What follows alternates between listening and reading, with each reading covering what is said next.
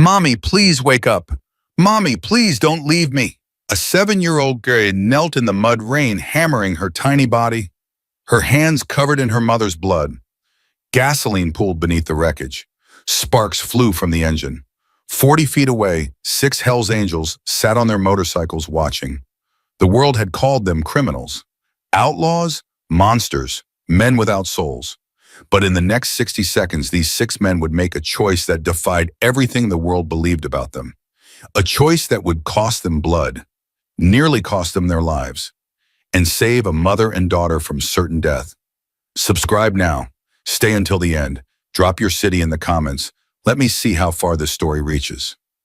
Iron hadn't spoken in 4 hours. His brothers knew better than to push. When Thomas Reed went silent, you let him be. You rode behind him, you watched his back, and you waited for him to come out of whatever darkness had swallowed him. Tonight, that darkness had a name.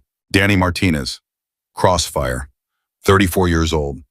2 bullets in the chest outside a bar in Billings. Dead before the ambulance arrived. Iron had held him.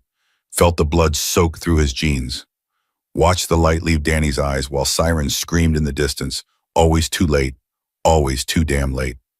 "Tell my boy I loved him," Danny had whispered. "Tell him I tried to be better." Then nothing. That was 3 days ago. They'd buried him this morning. Now 6 Hells Angels rode through a Montana thunderstorm, heading home to a clubhouse that would feel emptier than it had in years. Bear pulled alongside Iron, shouting over the rain, "We need to stop. Can't see 20 feet ahead." Iron didn't turn. "We ride, so." Brother Razor's struggling back there. Kid's never seen weather like this. Then he learns tonight. Bear fell back, shaking his head.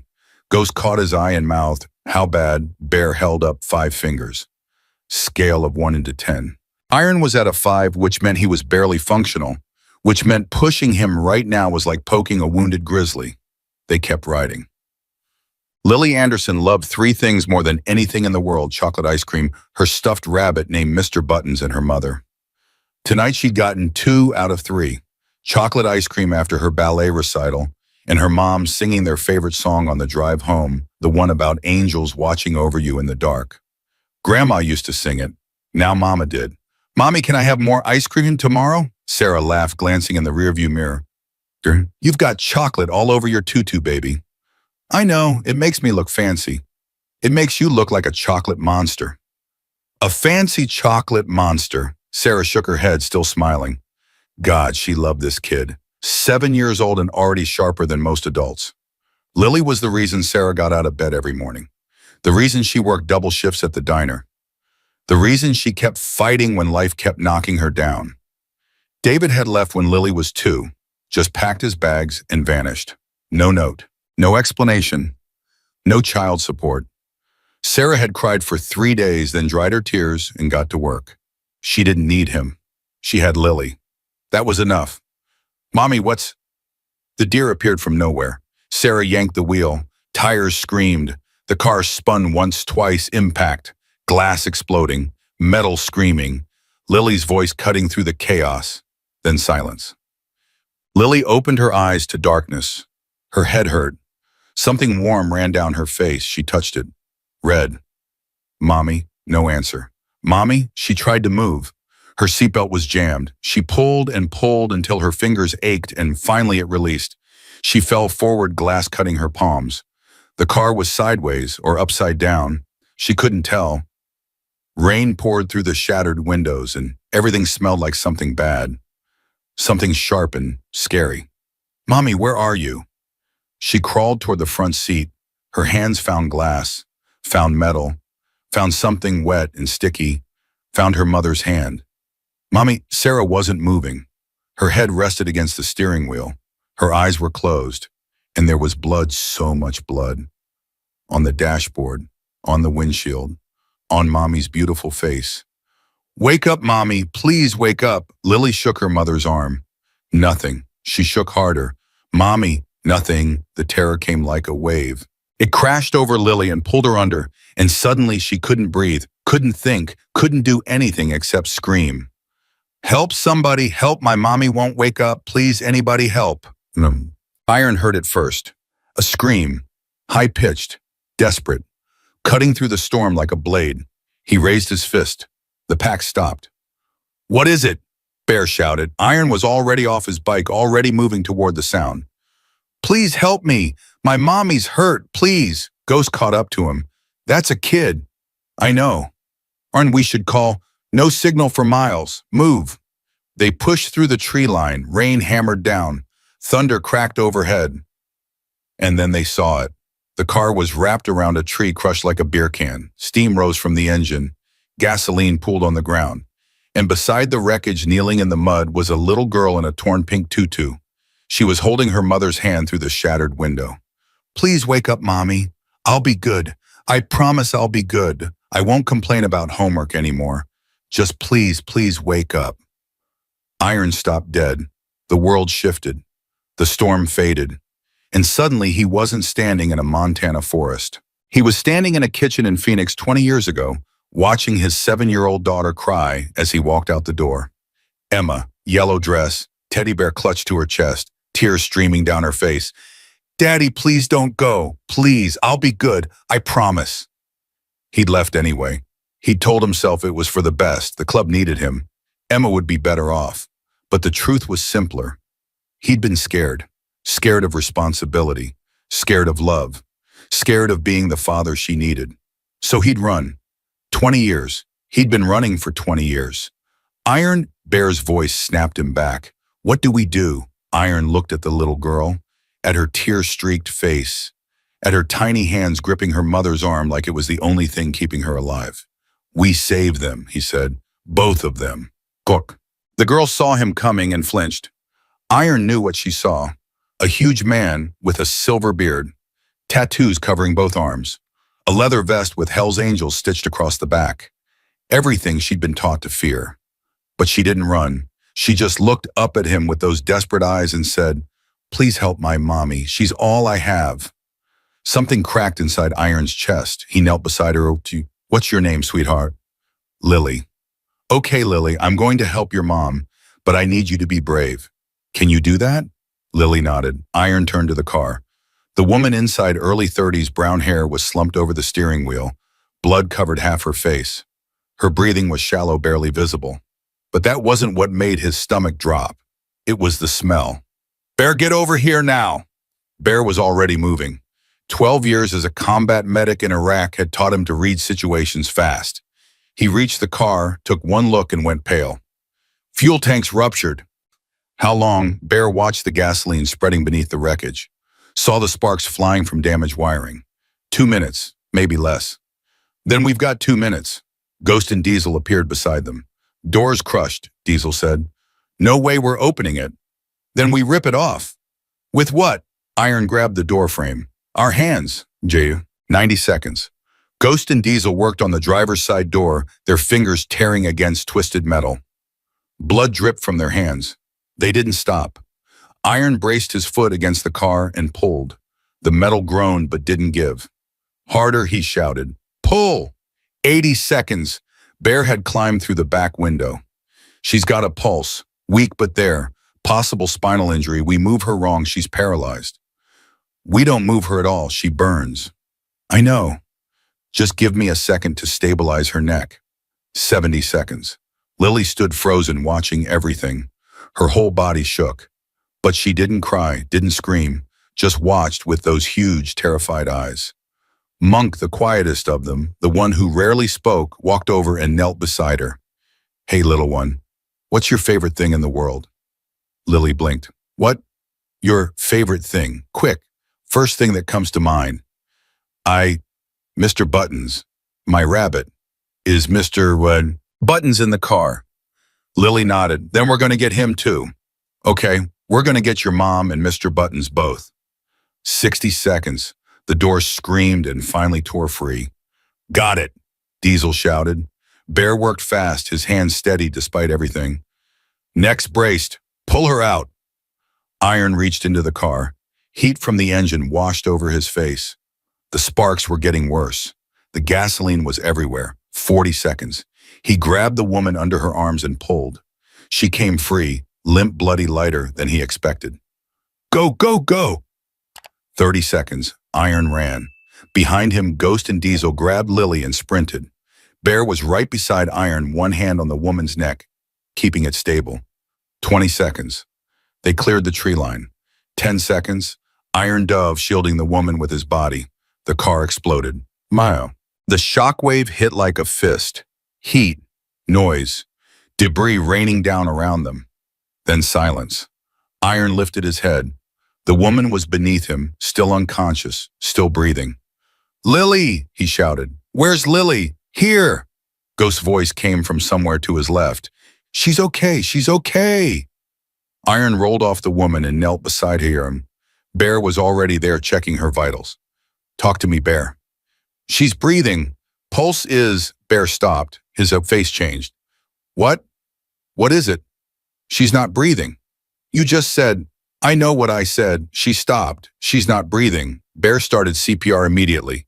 Chest compressions, hard and fast. 1, 2, 3, 4, 5. Lily appeared beside Iron. Her face was white. Her lips were trembling. "Why isn't Mommy breathing? Why isn't she—" "Stay back, sweetheart." "But she was breathing. I saw her breathing." "Lily, please."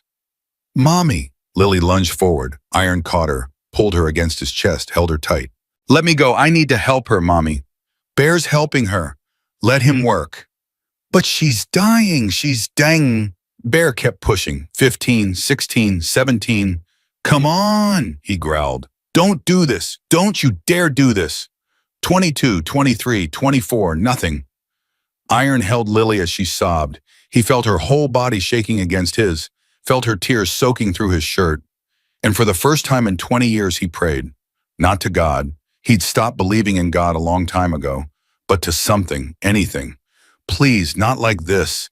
Don't let this little girl lose her mother. Don't let her grow up like Emma, 30, 31, 32. Bear's arms were shaking, sweat poured down his face. Breathe, 38, 39, 40. Nothing. Bear looked up at Iron. His eyes said everything. "I'm losing her." Lily screamed into Iron's chest. "Mommy, please don't leave me. You promised you'd never leave me." Iron closed his eyes. 45. 46. Sarah gasped. Her eyes flew open. Her body convulsed. She coughed water and blood, spraying from her lips, and then she was breathing. Ragged, shallow, but breathing. "Mommy!" Lily ripped free from Iron and threw herself at her mother. "Mommy, you're okay, you're okay." Sarah's eyes found her daughter. Confusion, fear, pain, but underneath it all, recognition. "Lily, baby." "I'm here, Mommy. I'm right here. Don't move. These men are helping us."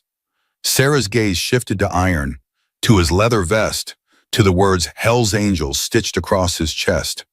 Fear flickered in her eyes. Iron held up his hands. "We're not going to hurt you. We're trying to save you." Sarah stared at him for a long moment. Then she looked at Lily, at the way her daughter wasn't afraid, wasn't screaming, wasn't running. "You saved us," Sarah whispered. "Not yet," Iron said. "We need to get you to a hospital. Can you tell me where it hurts?" "Everywhere. My head, my chest, my legs. I can't feel my legs." Bear's expression tightened. "Possible spinal compression.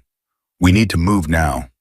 Iron looked around. Rain still falling. No lights anywhere. No cars. No houses. Nothing but darkness and storm. "Nearest hospital." "Ridgewood," Ghost said. 40 miles southeast. "No ambulance is getting through this weather." "I know." Iron looked at his brothers, at their bikes, at the unconscious woman and the terrified little girl. He made a decision. "We take her ourselves." But Ghost thought he'd misheard. "We what?" "We transport her on the bikes." "Iron, that's insane. She can barely move. She's got possible spinal injuries. One wrong bump and she stays here, she dies. She waits for an ambulance, she does. You want to give me another option? I'm listening." Ghost opened his mouth, closed it. "That's what I thought." Iron turned to Bear.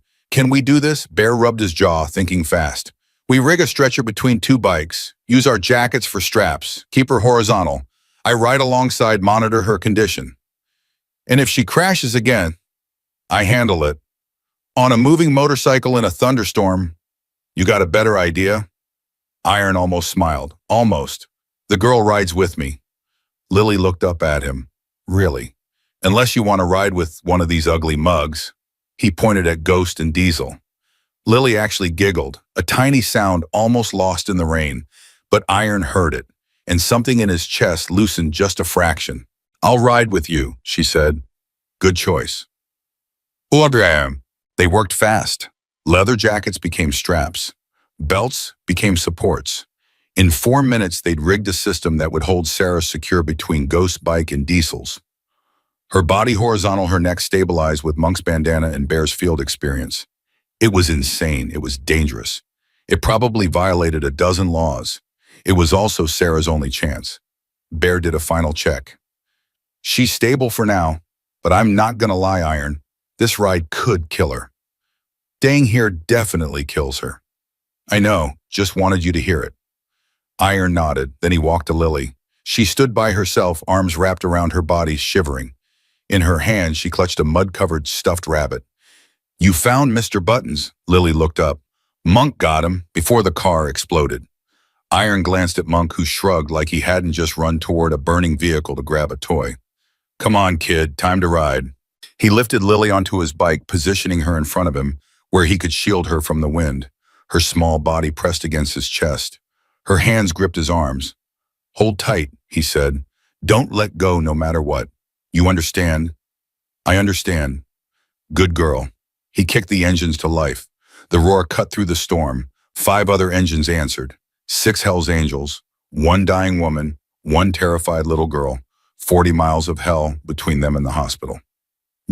They made it 15 miles before the first obstacle hit. A tree had fallen across the road, massive ancient blocking both lanes. No way around it, no way through it. Iron stopped, cursed. Options, Ghost checked his phone. Map shows a side road half a mile back, cuts through the mountains, adds maybe 20 minutes. She doesn't have 20 minutes. She doesn't have a choice. Iron looked back at Sarah strapped between the bikes. Her face was gray. Her breathing was getting weaker. Lily tugged his arm. Mr. Iron, is my mommy going to die? Iron looked down at her, at those huge scared eyes, at the trust she'd placed in him, trust he hadn't earned and didn't deserve. No, he said, she's not. He turned the bike around. Take the mountain road. The mountain road was a nightmare.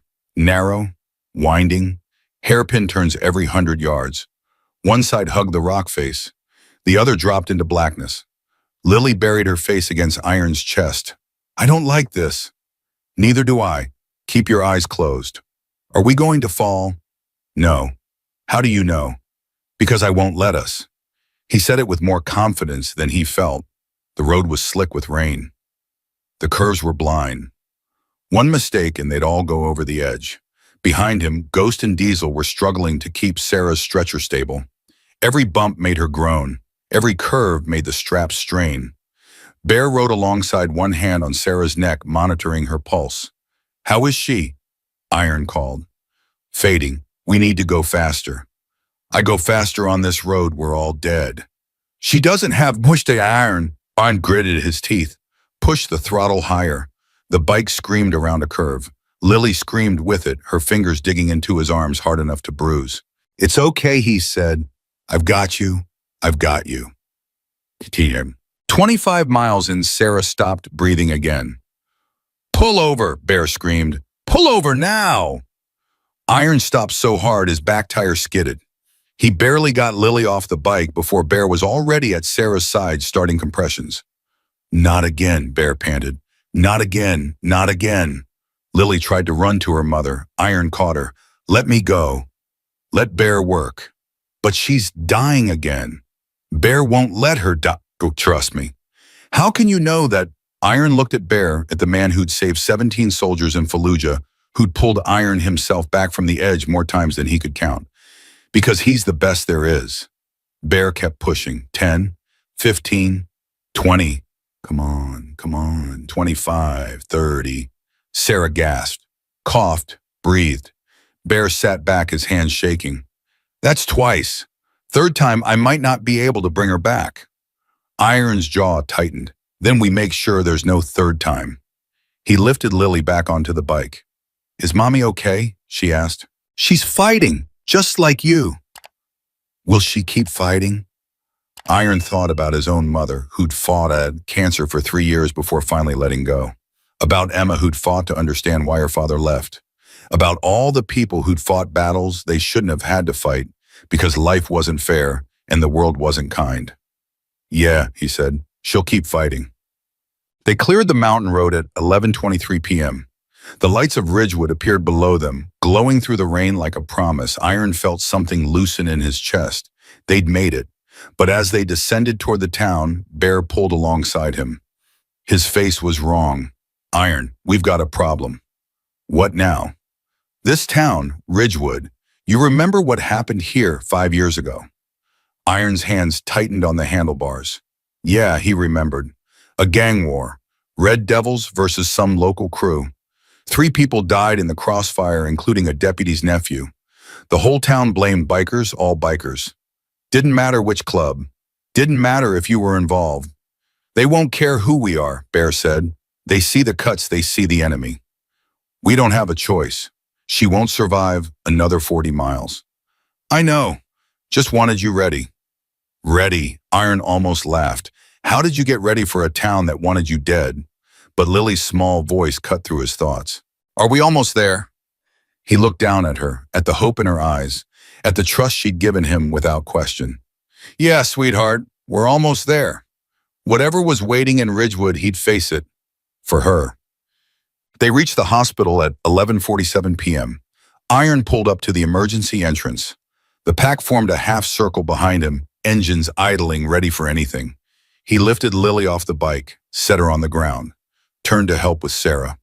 The hospital doors burst open. Sheriff Ray Warren stepped out, flanked by 4 deputies, hands on weapons, faces hard as stone. Stop right there! Iron raised his hands slowly. We've got an injured woman. Car accident 20 miles north. She needs help now. Warren walked by closer, studied the scene, the bikes, the leather cuts, the woman strapped between 2 machines. His eyes landed on the Hells Angels patch and his face twisted. You've got some nerve showing up in my town. Sheriff, we're not looking for trouble. Not looking for trouble, Warren laughed, cold and bitter. You people are trouble. You're the reason my nephew's in the ground. You're the reason half this town won't let their kids play outside anymore. That wasn't us. That was the Red Devils. You're all the same, criminals, thugs, animals. Iron felt his brothers tensing behind him, saw hands drifting toward weapons. The situation was spiraling, and if someone made a wrong move, Sheriff, Iron kept his voice steady. I understand you've got history with bikers. I understand you've got reasons to hate us. But that woman is dying right now. Every second we stand here talking is a second closer to her not making it. Whatever you want to do to us, you can do it later. But please let the doctors help her. Warren didn't move. His hand stayed on his gun. She's got a little girl, Iron continued, 7 years old, standing right there. You want her to watch her mother die because you couldn't put aside your hate for 5 minutes. Warren's eyes flicked to Lily. She was staring at him, tears streaming down her face. Mr. Bowen, Mr. Buttons clutched to her chest. Something shifted in his expression. Then it hardened again. Get off my property. Sheriff, I said get off my property. Lily moved before anyone could stop her. She ran past Iron, past the deputies, straight to Sheriff Warren. She stood in front of him, this tiny girl in a torn tutu covered in mud and blood, and looked up at him with those huge, desperate eyes. Please, mister, my mommy's dying. These men saved us. They pulled us out of a burning car. They kept my mommy alive. Please don't let her die, please. Warren looked down at her. The rain fell. No one moved. Please, Lily whispered. She's all I have. For a long moment, Warren was silent. His jaw worked. His hand trembled on his gun. Then a voice cut through the standoff. Ray Warren, you put that weapon down right now. Everyone turned. A woman stood in the hospital doorway. 60s gray-haired, wearing scrubs and an expression that could have melted steel. She marched toward them like a general going to war. Margaret, Warren started, this doesn't concern. The hell it doesn't. She walked right past him, right past the deputies, straight to where Sarah lay on the makeshift stretcher. She checked the pulse, checked the breathing. Her face went tight. This woman needs surgery now. She turned to the deputies. Get a gurney. Move. Margaret, I haven't authorized. I don't need your authorization, Ray. I'm the head nurse of this ER. That woman is dying. And if you try to stop me from helping her, I will make sure everyone from here to Helena knows what you did. She stepped closer to him, voice dropping. Including what really happened with your nephew, the parts you left out of the official report. Warren's face went white. Margaret held his gaze. We clear. A long silence. Get the gurney, Warren finally said. Now, Barb. They had Sarah inside in 60 seconds. Lily tried to follow, but a deputy blocked her path. Can't go in there, kid. But that's my mommy. Rules are rules, Iron stepping forward. Let her through. Back off, biker. She's 7 years old. Her mother almost died. She's going to sit by that bed even if I have to carry her there myself. The deputy's hand went to his weapon. You threatening me? I'm stating a fact. The tension crackled. Iron could feel his brothers moving behind him, ready to throw down. Then Margaret's voice rang out from the doorway. For God's sake, let the child see her mother. What is wrong with you people? The deputy hesitated, looked at Warren. Warren said nothing. Finally, he stepped aside. Lily ran through the doors without looking back. Iron watched her go, felt something twist in his chest. You're not going in there, Warren said. Iron turned. I know. You'll wait in the parking lot, all of you. When the sun comes up, you're gone. And the girl? She's not your concern. She is tonight. Warren studied him. Something flickered behind his eyes, not respect, not yet, but maybe the beginning of doubt. You really pulled them out of a burning car. Yes. Why, Quende? Iron thought about Danny, about Emma, about 20 years of running from everything that mattered. Because someone screamed for help, he said, and we were there. He turned and walked back to his brothers. They waited in the parking lot. The rain slowed to a drizzle, then stopped. The clouds began to break. Stars appeared cold and distant. No one spoke. Bear sat on the curb, head in his hands. Ghost smoked cigarette after cigarette, his eyes never leaving the hospital doors. Diesel paced back and forth, burning off nervous energy. Iron sat on his bike and stared at nothing. You think she'll make it? Monk asked. First words he had spoken in hours. I don't know. You told the girl she would. I know what I told her. Monk nodded slowly. My daughter was about that age when I went to prison. She's 22 now, won't take my calls. Iron said nothing. You ever think about yours? Monk asked. Emma right. Iron's hands tightened on the handlebars. Every damn day. You ever try to reach out twice? First time she hung up. Second time her mother answered. Told me if I ever called again, she'd get a restraining order. That was a long time ago. Some things don't change. Monk was quiet for a moment. Then, tonight changed something in you. I can see it. Iron didn't respond. But Monk was right. Something had shifted. Something that had been frozen for 20 years had started to crack. He didn't know what it meant yet, but he knew he couldn't keep running forever. 3 hours passed. At 3:00 a.m., people started showing up. First, an old man with a thermos of coffee.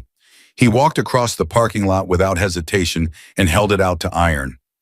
Figured you boys could use this. Iron stared at him. Why? Heard what you did, pulling that woman out of a burning car, bringing her here. The old man shrugged. Doesn't matter what you are. That was a good thing. He left the thermos and walked away. Then came a woman with blankets, a teenager with sandwiches, a young mother with bottles of water. More and more until there was a small crowd gathered at the edge of the parking lot. Ghost was suspicious. What's going on? They wanted us dead an hour ago. A word's spreading, Bear said. They're figuring out what happened. And maybe some of them are realizing we're not the monsters they thought. At 3:47 a.m., Margaret Shine walked out of the hospital. Everyone fell silent. Iron stood up. His heart was pounding so hard he could feel it in his throat. Margaret crossed the parking lot. Her face was unreadable. The mother, she stopped in front of him. A long pause. Then she smiled. She's out of surgery, lost a lot of blood, cracked ribs, collapsed lungs, severe concussion. But she's stable. She's going to make it. The relief hit Iron like a wave. He actually staggered. Bear grabbed his arm to steady him. The girl, Ujo, Iron managed. She's with her mother, hasn't let go of her hand since they brought her in. Margaret studied his face. She keeps talking about you, the man with the silver beard who kept his promise. Iron swallowed hard. Can I see them? Margaret considered him for a long moment. Then she nodded. Follow me. The hospital room was quiet. Machines beeped softly. Rain tapped against the window. Sarah lay in the bed, pale and bandaged tubes running from her arms. Lily was curled up in a chair beside her, Mr. Buttons, in one hand, her mother's fingers in the other. She was asleep, her chest rising and falling, with slow, peaceful breaths. Iron stood in the doorway watching. 20 years. He'd spent 20 years running from moments like this, from vulnerability, from connection, from anything that could hurt him if he let it in. And now here he was, unable to look away. Lily stirred, her eyes open, found Iron and lit up. You came. I said I'd keep you safe. I know. She smiled, tired but real. I believed you. Iron walked over and knelt beside her chair. He reached into his pocket and pulled out something he'd carried for 30 years. A small silver pendant, shaped like a wing. This belonged to my mother, he said. She gave it to me the day I left home. Said it would remind me that even in the darkest times there are angels watching over us. He pressed it into Lily's palm. I want you to have it. Lily stared at the pendant, then at Iron. Why betting? Because tonight you were the bravest person I've ever met, and I want you to have something to remember that. Lily closed her fingers around the wing. Her eyes were wet. Mr. Iron, yeah? Are you going to find your daughter? Iron felt his throat close up. What? Nurse Margaret told me you haven't seen her in a long time. She said you were scared. Iron looked away, at the window, at the rain. I don't know if she wants to see me. Lily reached out and touched his hand. My mommy says it's never too late to try, even when you're really, really scared. She says that's what being brave is. Iron closed his eyes, felt 20 years of walls starting to crumble. Your mommy's a smart woman. I know. Lily squeezed his hand. She's gonna like you. I know she will. East time. Dawn broke over Ridgewood at 6:15 a.m. Iron walked out of the hospital to find his brothers waiting, and not just his brothers. Half the town, it seemed. They stood in the gray morning light watching him. Sheriff Warren pushed through the crowd. Iron tensed. But Warren's face was different now. The anger was gone. Something else had taken its place. I spoke to the doctors, Warren said. They told me what you did. The CPRIA, the makeshift stretcher, the mountain road. He paused. They said she would have died in that car if you hadn't been there. Iron said nothing. I was wrong about you. Warren's voice was rough, like the words cost him something. I let my hate blind me, and I almost let a woman die because of it. He extended his hand. Thank you for saving her. Iron looked at the hand, at the man offering it, at everything it represented. He shook it. Take care of that little girl, Iron said. She's going to need this town while her mother recovers. We will. Marsh Warren paused. You're welcome here, whenever you need to be. Iron nodded, turned to his brothers. Let's ride. They mounted their bikes, 6 engines roaring to life. As they pulled out of the parking lot, Iron looked back one last time. Lily stood at the hospital window watching them go. She raised her hand, the silver wing pendant glinting in the morning light. Iron raised his hand back. Then he turned toward the road.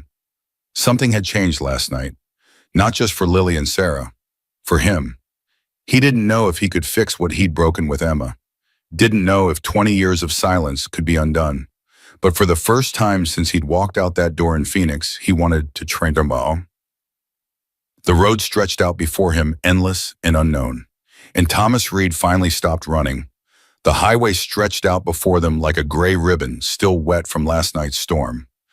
Iron rode at the front, same as always, but something was different. His shoulders weren't as rigid. His grip on the handlebars wasn't as tight. And every few miles he'd glance at his mirror, not to check on his brothers, but to look back at the town disappearing behind them. Bear noticed. He'd known Iron for 15 years, ridden beside him through hell and back, and he'd never seen that look on his face before. like something had cracked open inside him, and he didn't know whether to be terrified or relieved. They rode for an hour before Ghost pulled up beside Iron and signaled to stop. Iron hesitated, then nodded. They pulled off at an abandoned gas station, engines dying one by one. "What's going on?" Iron asked. Ghost lit a cigarette. "That's what we want to know." "What are you talking about?" "You, brother, you haven't been right since we left that hospital.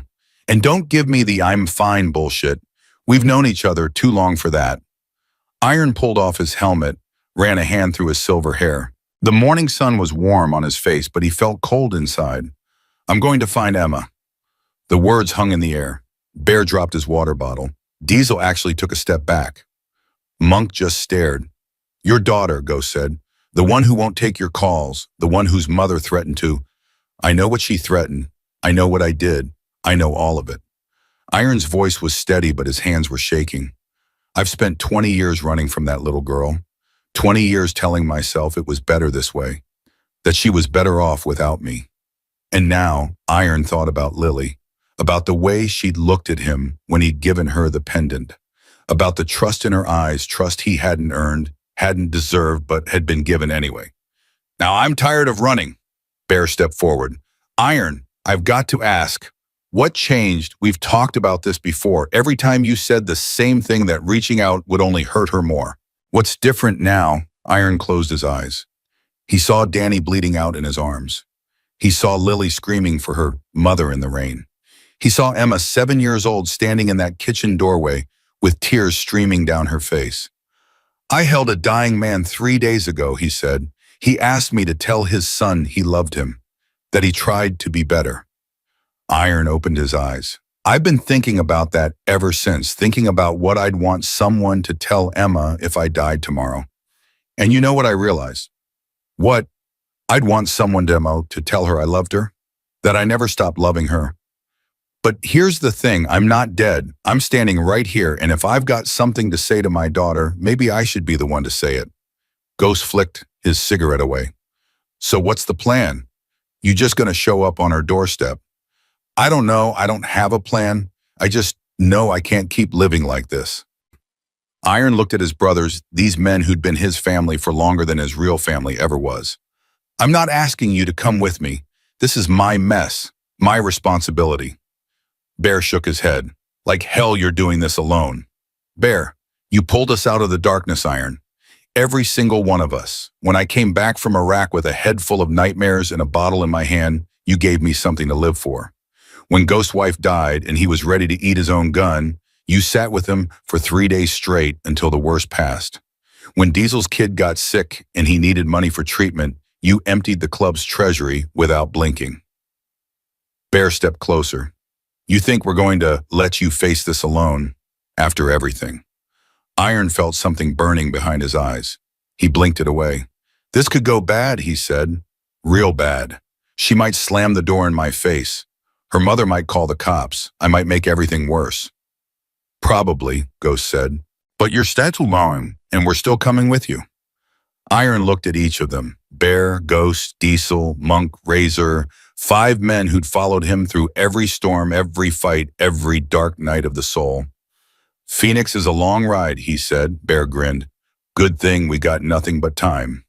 They mounted their bikes. 6 engines roared to life. And for the first time in 20 years, Iron rode toward his daughter instead of away from her. 3 days later, they got the call.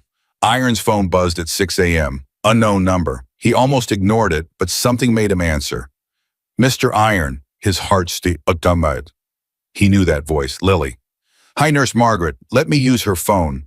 She said I could call you because I asked really nicely, and also because I cleaned my plate at breakfast even though the eggs were gross."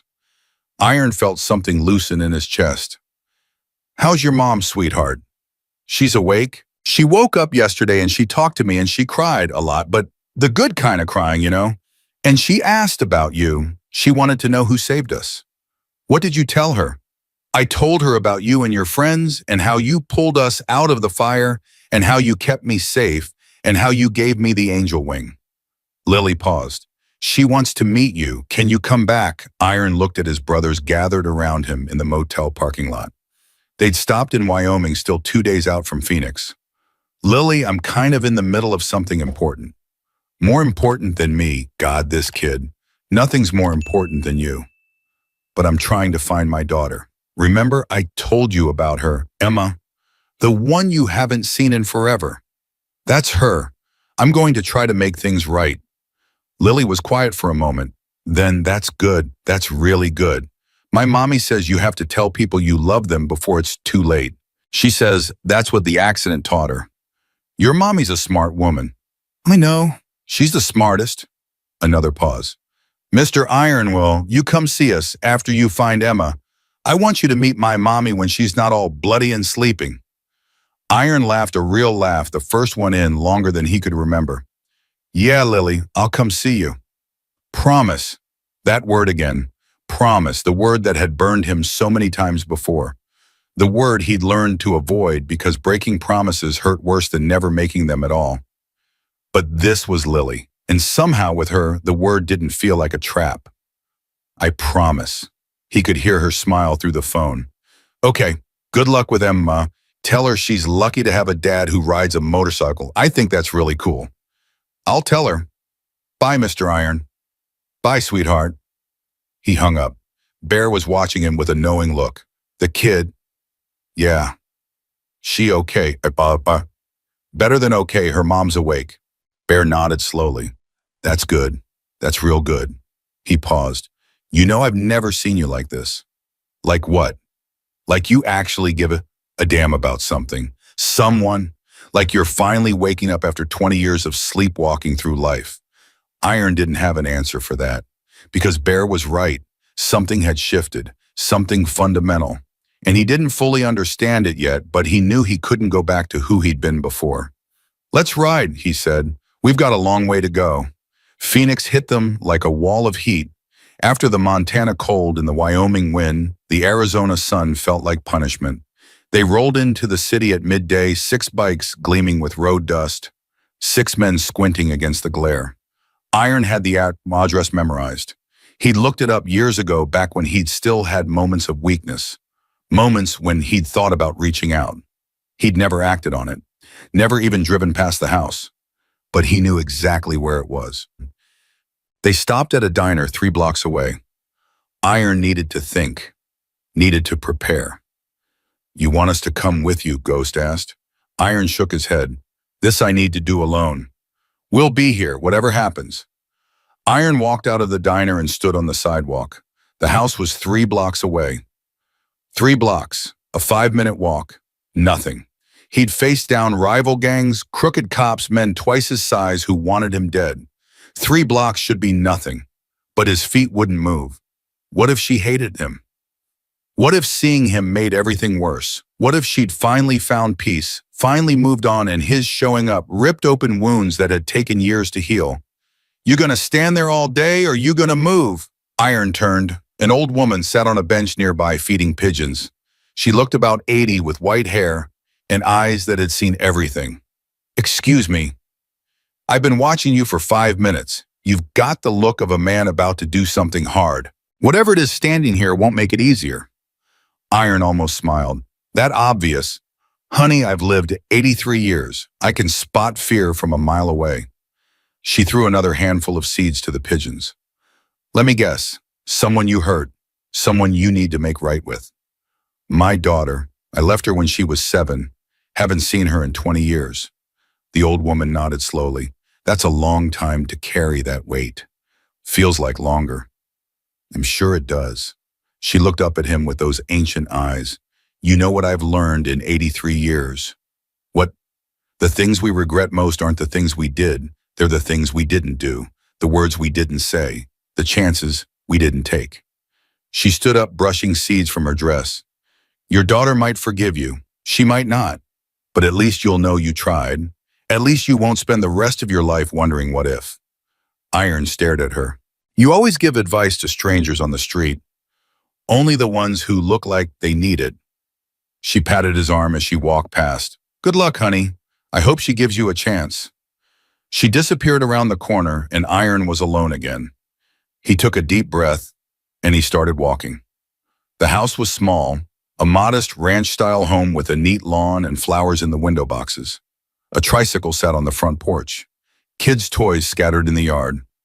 Iron stopped at the edge of the property. His heart was pounding so hard he could hear it in his ears. She had kids. Emma had kids. He was a grandfather and he hadn't even known. He almost turned around, almost walked away. This was too much. He didn't deserve to be here, didn't deserve to know. These children didn't deserve them. The front door opened. A woman stepped out. Late 20s, brown hair, his mother's eyes, Emma. She was carrying a laundry basket, humming something under her breath. She didn't see him at first. Just walked toward the side of the house, completely unaware that her father was standing 20 feet away. Then she turned. The basket hit the ground. Emma. His voice came out rough, broken. She stared at him. Her face went through a dozen emotions in 3 seconds: shock, confusion, anger, pain, and something else he couldn't identify. What are you doing here? I came to. The words stuck in his throat. He'd rehearsed this 100 times on the ride down, had planned exactly what he'd say. But now, standing here looking at the deep water he'd abandoned, everything he'd prepared evaporated. I came to tell you I'm sorry. Emma's jaw tightened. Sorry you show up after 20 years and you're sorry. I know it's not enough. You're damn right it's not enough. Her voice was shaking. Do you have any idea what you did to me? Do you have any idea what it was like to be 7 years old and watch your father walk out the door and never come back? No. Emma, I waited for you. Every day, for a year I waited. I'd sit by the window and watch the street thinking, maybe today would be the day you'd come home. Maybe today you'd remember you had a daughter who loved you. Tears were streaming down her face now. Iron felt his own eyes burning. But you never came, you never called. You just disappeared like I was a nothing. Like I didn't matter at all. You mattered, Iron's voice cracked. You mattered more than anything. That's why I left. What? I was poison, Emma. Everything I touched turned to ash. The club, the life I was living, it was dark, violent. I saw men die. I did things I'm not proud of. And I looked at you, this perfect, innocent little girl, and I thought. He stopped, swallowed. I thought you'd be better off without me. I thought if I stayed, I'd ruin you, turn you into something broken, like me. So you abandoned me instead. I made a mistake, the worst mistake of my life. And I've spent 20 years paying for it. Emma laughed bitter and cold. You've spent 20 years paying for it. I spent 20 years in therapy, 20 years wondering what was wrong with me, why my own father didn't want me. 20 years trying to be perfect because maybe if I was perfect enough, you'd come back. There was nothing wrong with you. There was never anything wrong with you. It was me. It was always me. Then why are you here now after all this time? Why now? Iron thought about Danny, about Lily, about the little girl screaming in the rain, and the promise he'd made to himself in that moment. Because a few days ago, I pulled a woman and her daughter out of a burning car. The little girl, she was 7 years old, same age you were when I left. And she looked at me with these big scared eyes and said, please help my mommy. She's all I have. He paused. His voice was barely a whisper now. And I realized that's what you were saying to me 20 years ago. Please don't leave. You're all I have. And I walked away anyway. Emma said nothing. Her face was unreadable. I can't undo what I did. I can't give you back those 20 years. But I can tell you the truth. I never stopped loving you. Not for one single day. I thought about you every morning when I woke up and every night before I fell asleep. I kept a picture of you in my wallet. He pulled out his wallet, showed her the worn photograph inside. This was the last picture I took of you, the day before I left. You were wearing a yellow dress and holding a teddy bear. Emma's breath caught. I don't expect you to forgive me. I don't deserve forgiveness. But I needed you to know that I'm sorry, that I love you, that leaving you was the greatest regret of my life. The silence stretched between them. Iron could hear birds singing somewhere, children laughing down the street. The normal sounds of a normal life, the life he'd given up, the life he'd denied himself. Grandma, the front door burst open. A little boy, maybe 4 years old, came running out, followed by a little girl who looked about 2. They ran toward Emma, then stopped when they saw Iron. Mommy, who's that man? The boy asked. Emma looked at Iron, then at her children, then back at Iron, and Iron saw it, the moment of decision, The moment she would either send him away forever or give him one more chance. This is, Emma hesitated. Her voice was still shaky, still raw with emotion. This is your grandfather. Iron felt his knees go weak. I have a grandfather, the boy said. Tommy at school has a grandfather. He gives him candy. I don't have any candy, Iron managed, but I can get some. The boy studied him with the ruthless honesty of a 4-year-old. You look scary. Marcus, Emma said. It's okay. Iron knelt down to the boy's level. I know I look scary, but you know what? Sometimes the scariest looking people have the biggest hearts. You just have to give them a chance. Marcus tilted his head. Do you have a motorcycle? I do. Can I ride it? Maybe someday, if your mommy says it's okay. Marcus turned to Emma with huge pleading eyes. Mommy, please. Emma looked at her son, looked at her daughter who was hiding behind her legs, looked at the father she hadn't seen in 20 years kneeling in her front yard with tears on his cheeks. We'll see, she said finally. And Iron knew that wasn't forgiveness. It wasn't absolution. It wasn't even close to making things right. But it was a door, a crack in the wall, a chance, and for now that was enough. That night, Iron sat in Emma's living room. It was surreal. The walls were covered with family photos, Emma's wedding, the kids' birthdays, holidays with people he didn't recognize. A whole life that had happened without him. 20 years of memories he'd never be part of. Where's their father? Iron asked. Emma's face tightened. Gone, left 2 years ago, said he wasn't ready to be a dad. Iron felt a surge of anger. He walked out on them. Ironic, isn't it? Emma's voice was sharp. I married a man just like my father. The words hit Iron like a punch to the gut. He deserved that. He knew he deserved that. I'm sorry. You keep saying that. Because I keep meaning it. Emma sighed. She looked tired, not just physically, but deep down the kind of tired that came from carrying too much for too long. I've been so angry at you. For 20 years I've been angry. And then you show up and I expect to feel, I don't know, rage, hatred, something big and dramatic. She shook her head. But mostly I just feel tired. Tired of what? Of being angry, of carrying this around, of looking at my kids and wondering if I'm going to screw them up the way you screwed me up. Iron leaned forward. You're not going to screw them up. How do you know? Because you're still here. Because when things got hard, you didn't run.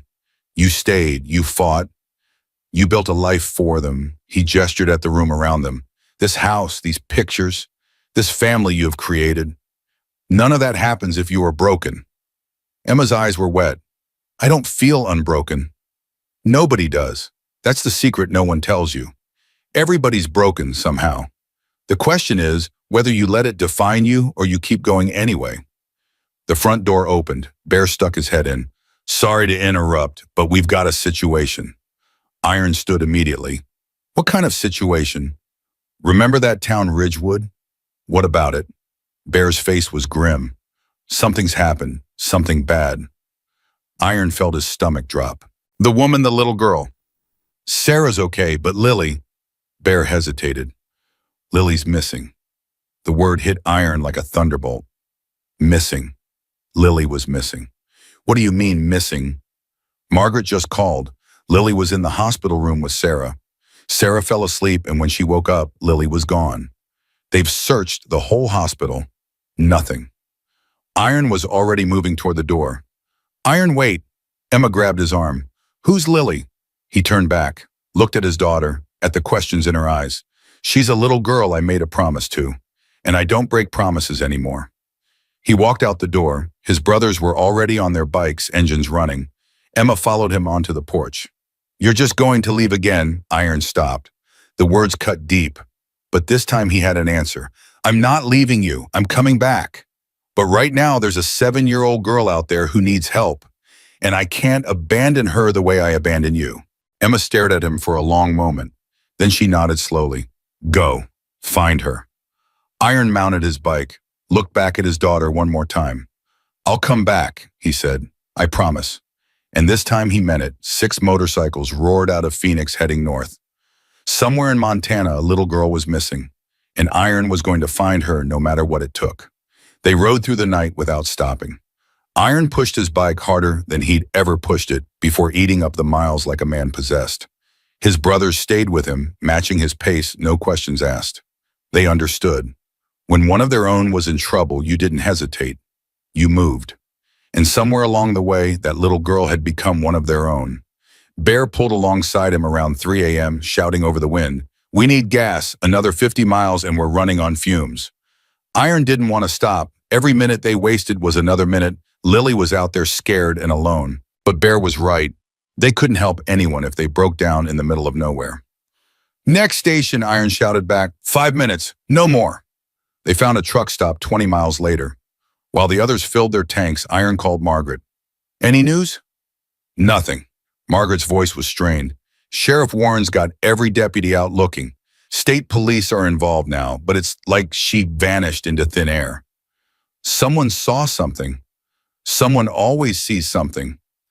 The security cameras caught a man entering the hospital around 2 a.m. Baseball cap kept his head down. He went straight to Sarah's room. Did Sarah see him? She was sedated. The nurses had given her something to help her sleep. When she woke up, Lily was gone. Iron's grip tightened on the phone. "What about the man? Where did he go?" "That's the thing. The cameras lost him in the stairwell. By the time security checked, he was gone. And so was Lily. She wouldn't have gone with a stranger, not after what she's been through." Margaret was quiet for a moment. "Iron, there is something else. Something Sarah told us after she woke up." "What?" "Lily's father, David. He left when Lily was 2, but Sarah never filed for full custody. Technically, he still has parental rights." The words hit Iron like a bucket of ice water. "You think he took her?" Sarah's convinced of it. She says David's been in and out of rehab for years. Last she heard, he was living in some trailer park outside of Billings. But he's always been obsessed with Lily. Even when he was using, he'd send letters show up unannounced. Sarah had to move 3 times to get away from him. Why didn't she get a restraining order? She tried, but David's family has money, good lawyers. Every time she went to court, they made her look like the problem. Iron felt rage building in his chest. A man who'd abandoned his daughter, who'd chosen drugs over his own child, now swooping in to take her when she was most vulnerable. "I'm going to find him," Iron said. "Iron, you need to let the police handle this." "The police don't know Lily. The police didn't pull her out of a burning car. The police didn't promise to keep her safe. And what are you going to do when you find him, beat him to death, spend the rest of your life in prison?" Iron didn't answer, because honestly, he didn't know. All he knew was that Lily was out there somewhere, probably terrified, and he couldn't just sit around waiting for someone else to save her. "Just be careful," Margaret said. "That little girl needs you. Don't do something stupid that takes you away from her." Iron hung up. Bear was watching him. "What's the play?" "Change of plans. We're not going to Ridgewood." "Where then?" "Billings. Lily's father took her." Bear's expression darkened. "Her father, the one who walked out?" "Same one. And we're going to get her back." Bear nodded slowly. "All right, but Iron, we do this smart. We're not killing anyone tonight. I'm not making promises I can't keep." "Iron, so let's ride." They hit Billings at dawn. The trailer park was exactly what Iron expected. Run down, forgotten, the kind of place where people went to disappear. Rusted trailers sat in crooked rows. Broken cars decorated dead lawns. The smell of poverty and desperation hung heavy in the morning air. Iron stopped his bike at the entrance. His brothers gathered around him. "How do we find him?" Diesel asked. "We ask." Iron walked toward the nearest trailer. A woman sat on the steps smoking a cigarette, watching them with suspicious eyes. "Help you."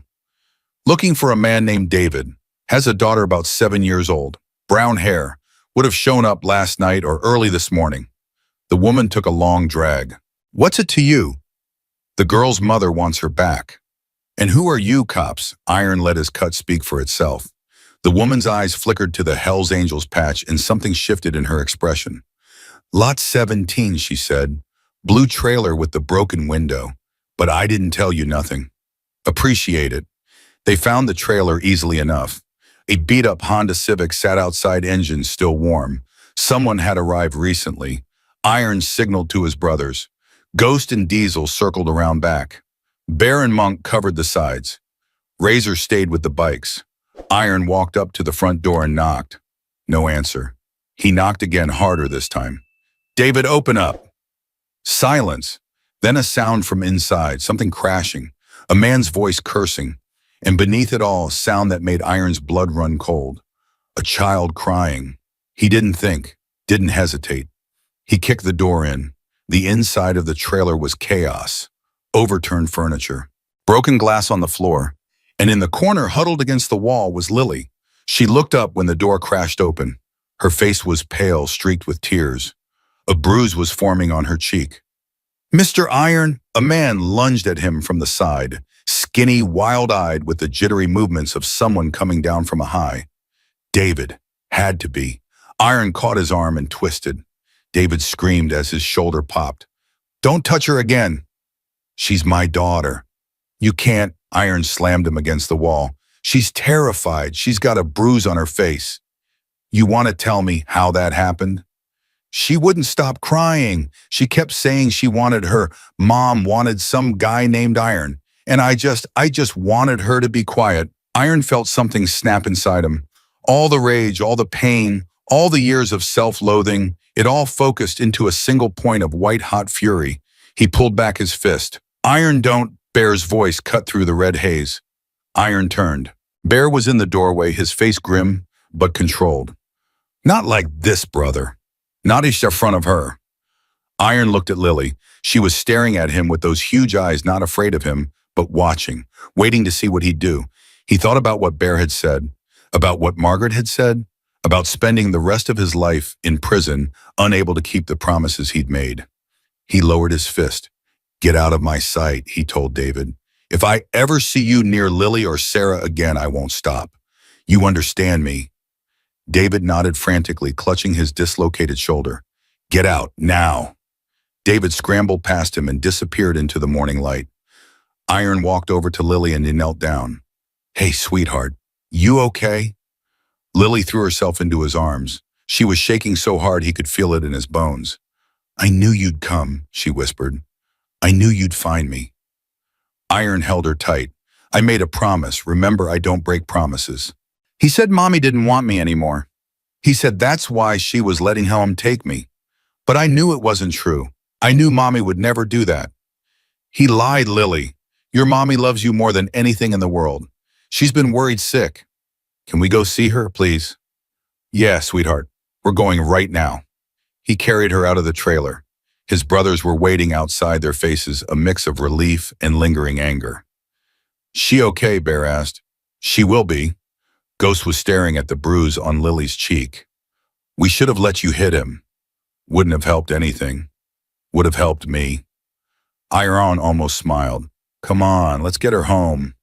They rode toward Ridgewood with Lily on Iron's bike, her small arms wrapped around his waist, her face pressed against his back.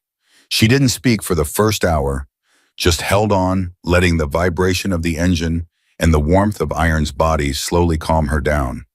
Finally, she lifted her head. Mr. Iron. Yeah, why did my daddy take me? Iron didn't know how to answer that. How do you explain to a 7-year-old that some people are broken in ways that can't be fixed? That love and selfishness can exist in the same person twisted together until you can't tell them apart. I think he missed you, Iron said carefully, but he went about it the wrong way. He scared me. He was yelling a lot, and his eyes looked funny, like he wasn't really there. That's because he was sick, Lily, a different kind of sick than your mommy, a sickness in his head. Will he come back? No, I made sure of that. Lily was quiet for a moment. Then, is that why you left your daughter? Because you were sick too? The question hit Iron like a bullet. He actually flinched. Yeah, he said after a long moment. I guess I was. Different kind of sick, but sick all the same. But you got better. Iron thought about Emma, about the look on her face when she let him into her house, about Marcus and the little girl whose name he still didn't know, about the chance he'd been given and was terrified of wasting. I'm trying to get better. Every day. Good. Lily rested her head against his back again. Because I need you to not be sick anymore. Why's that? Because you're my angel, and angels have to be healthy so they can protect people. Iron felt his throat tighten. I'm not an angel, Lily. Yes, you are. You just don't know it yet. They reached the hospital at noon. Sarah was waiting outside, supported by Margaret and a nurse. The moment she saw Iron's bike, she started crying. Lily. Lily jumped off the bike before Iron could stop her and ran straight into her mother's arms. They collapsed together on the sidewalk, holding each other so tight it looked like they'd never let go. Mommy, I missed you so much.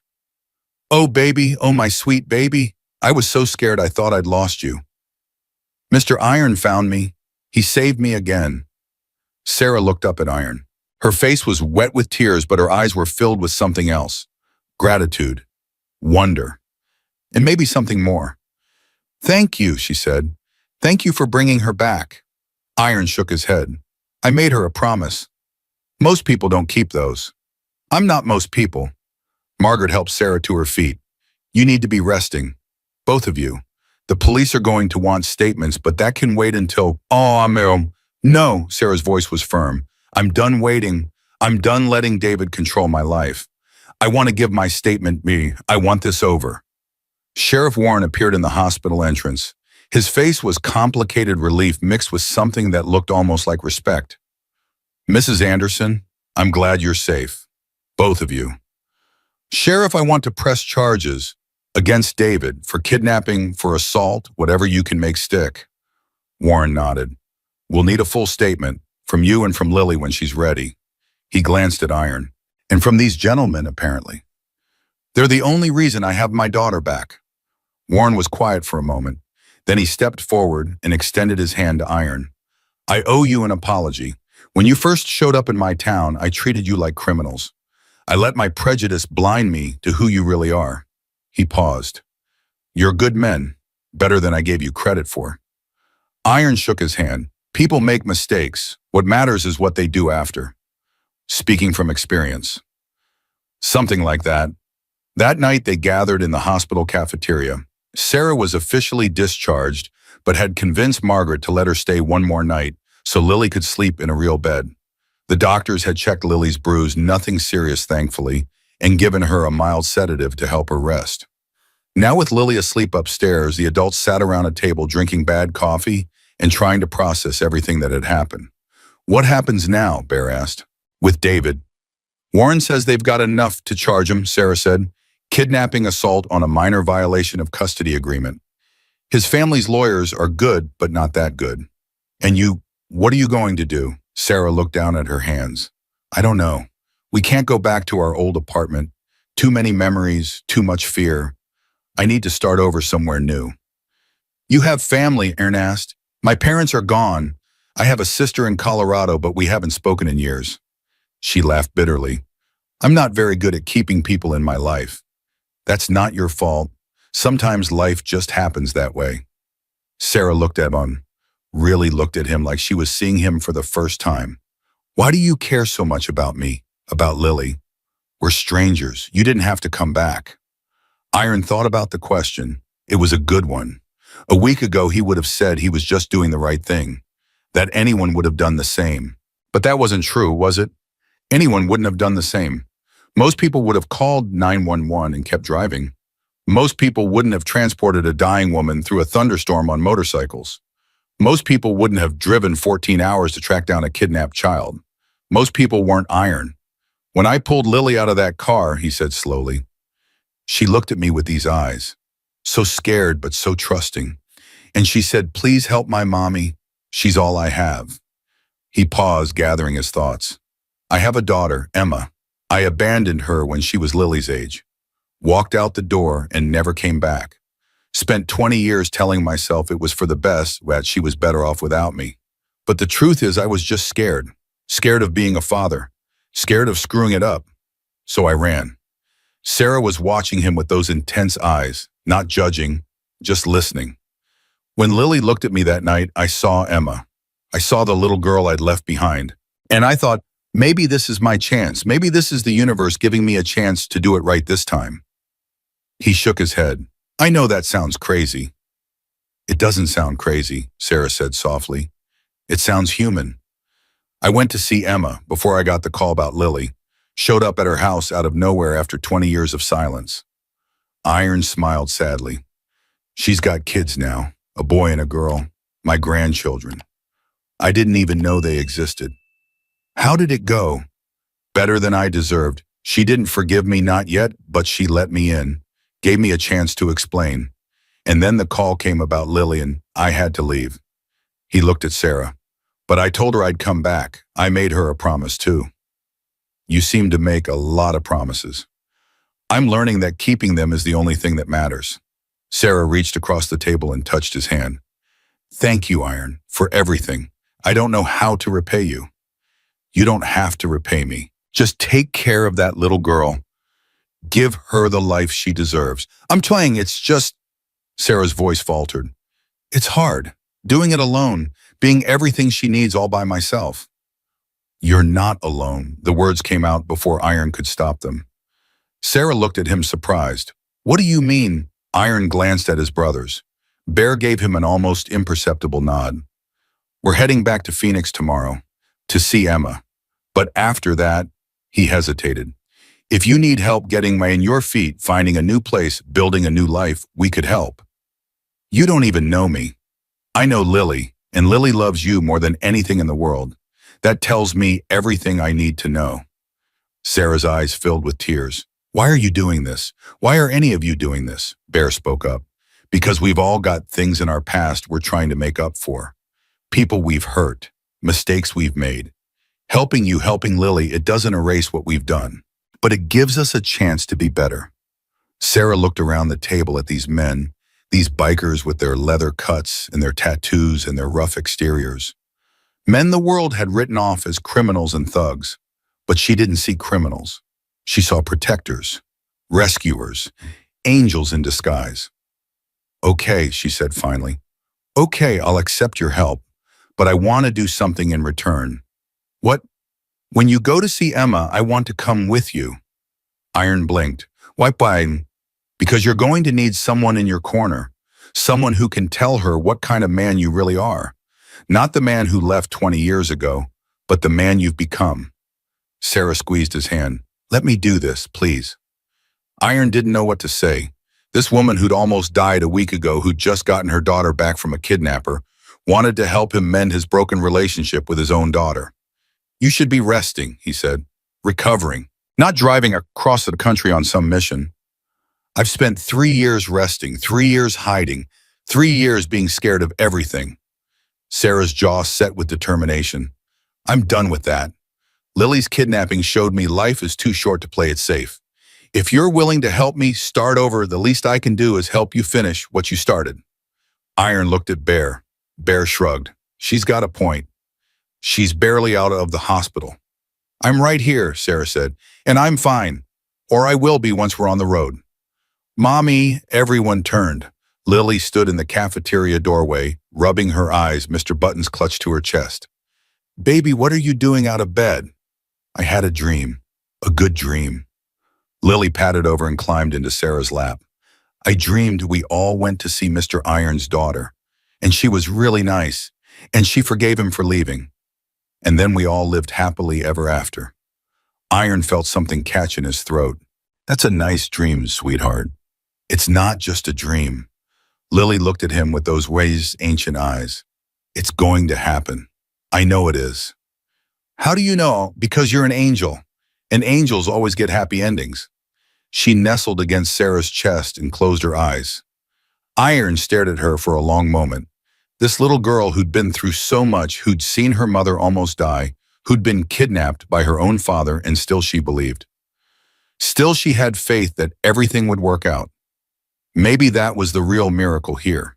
Not that they'd saved her life, but that she'd somehow saved theirs.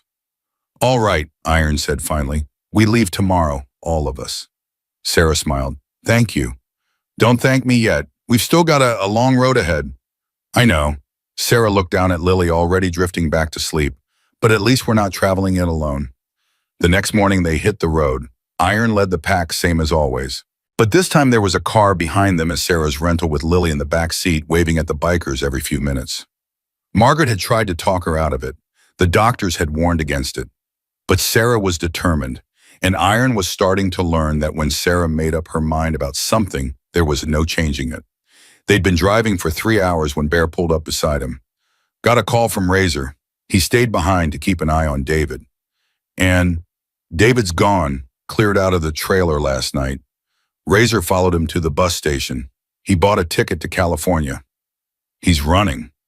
Looks like it. Warren's already put out a warrant. California cops will pick him up when he gets there. Aisha nodded. Good. The farther David was from Lily, the better. There's something else, Bear said. Emma called. Iron's heart stuttered. What? She called the clubhouse looking for you. Razor gave her your number. What did she say? She wants to see you, said she's been thinking about what you said, about not running anymore. Bear paused. She said she's tired of running too.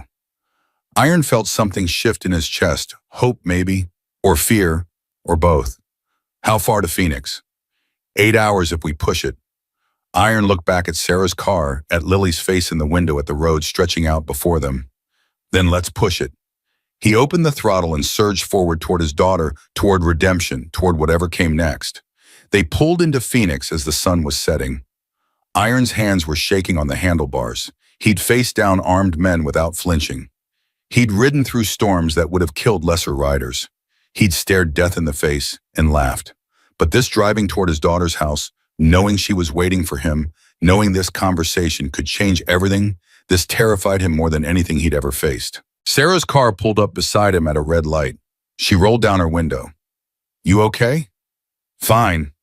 You're lying. Iron almost smiled. That obvious. Your knuckles are white. You've been gripping those handlebars like they're the only thing keeping you alive. Sarah's voice softened. It's going to be okay, Iron. Whatever happens. You don't know that.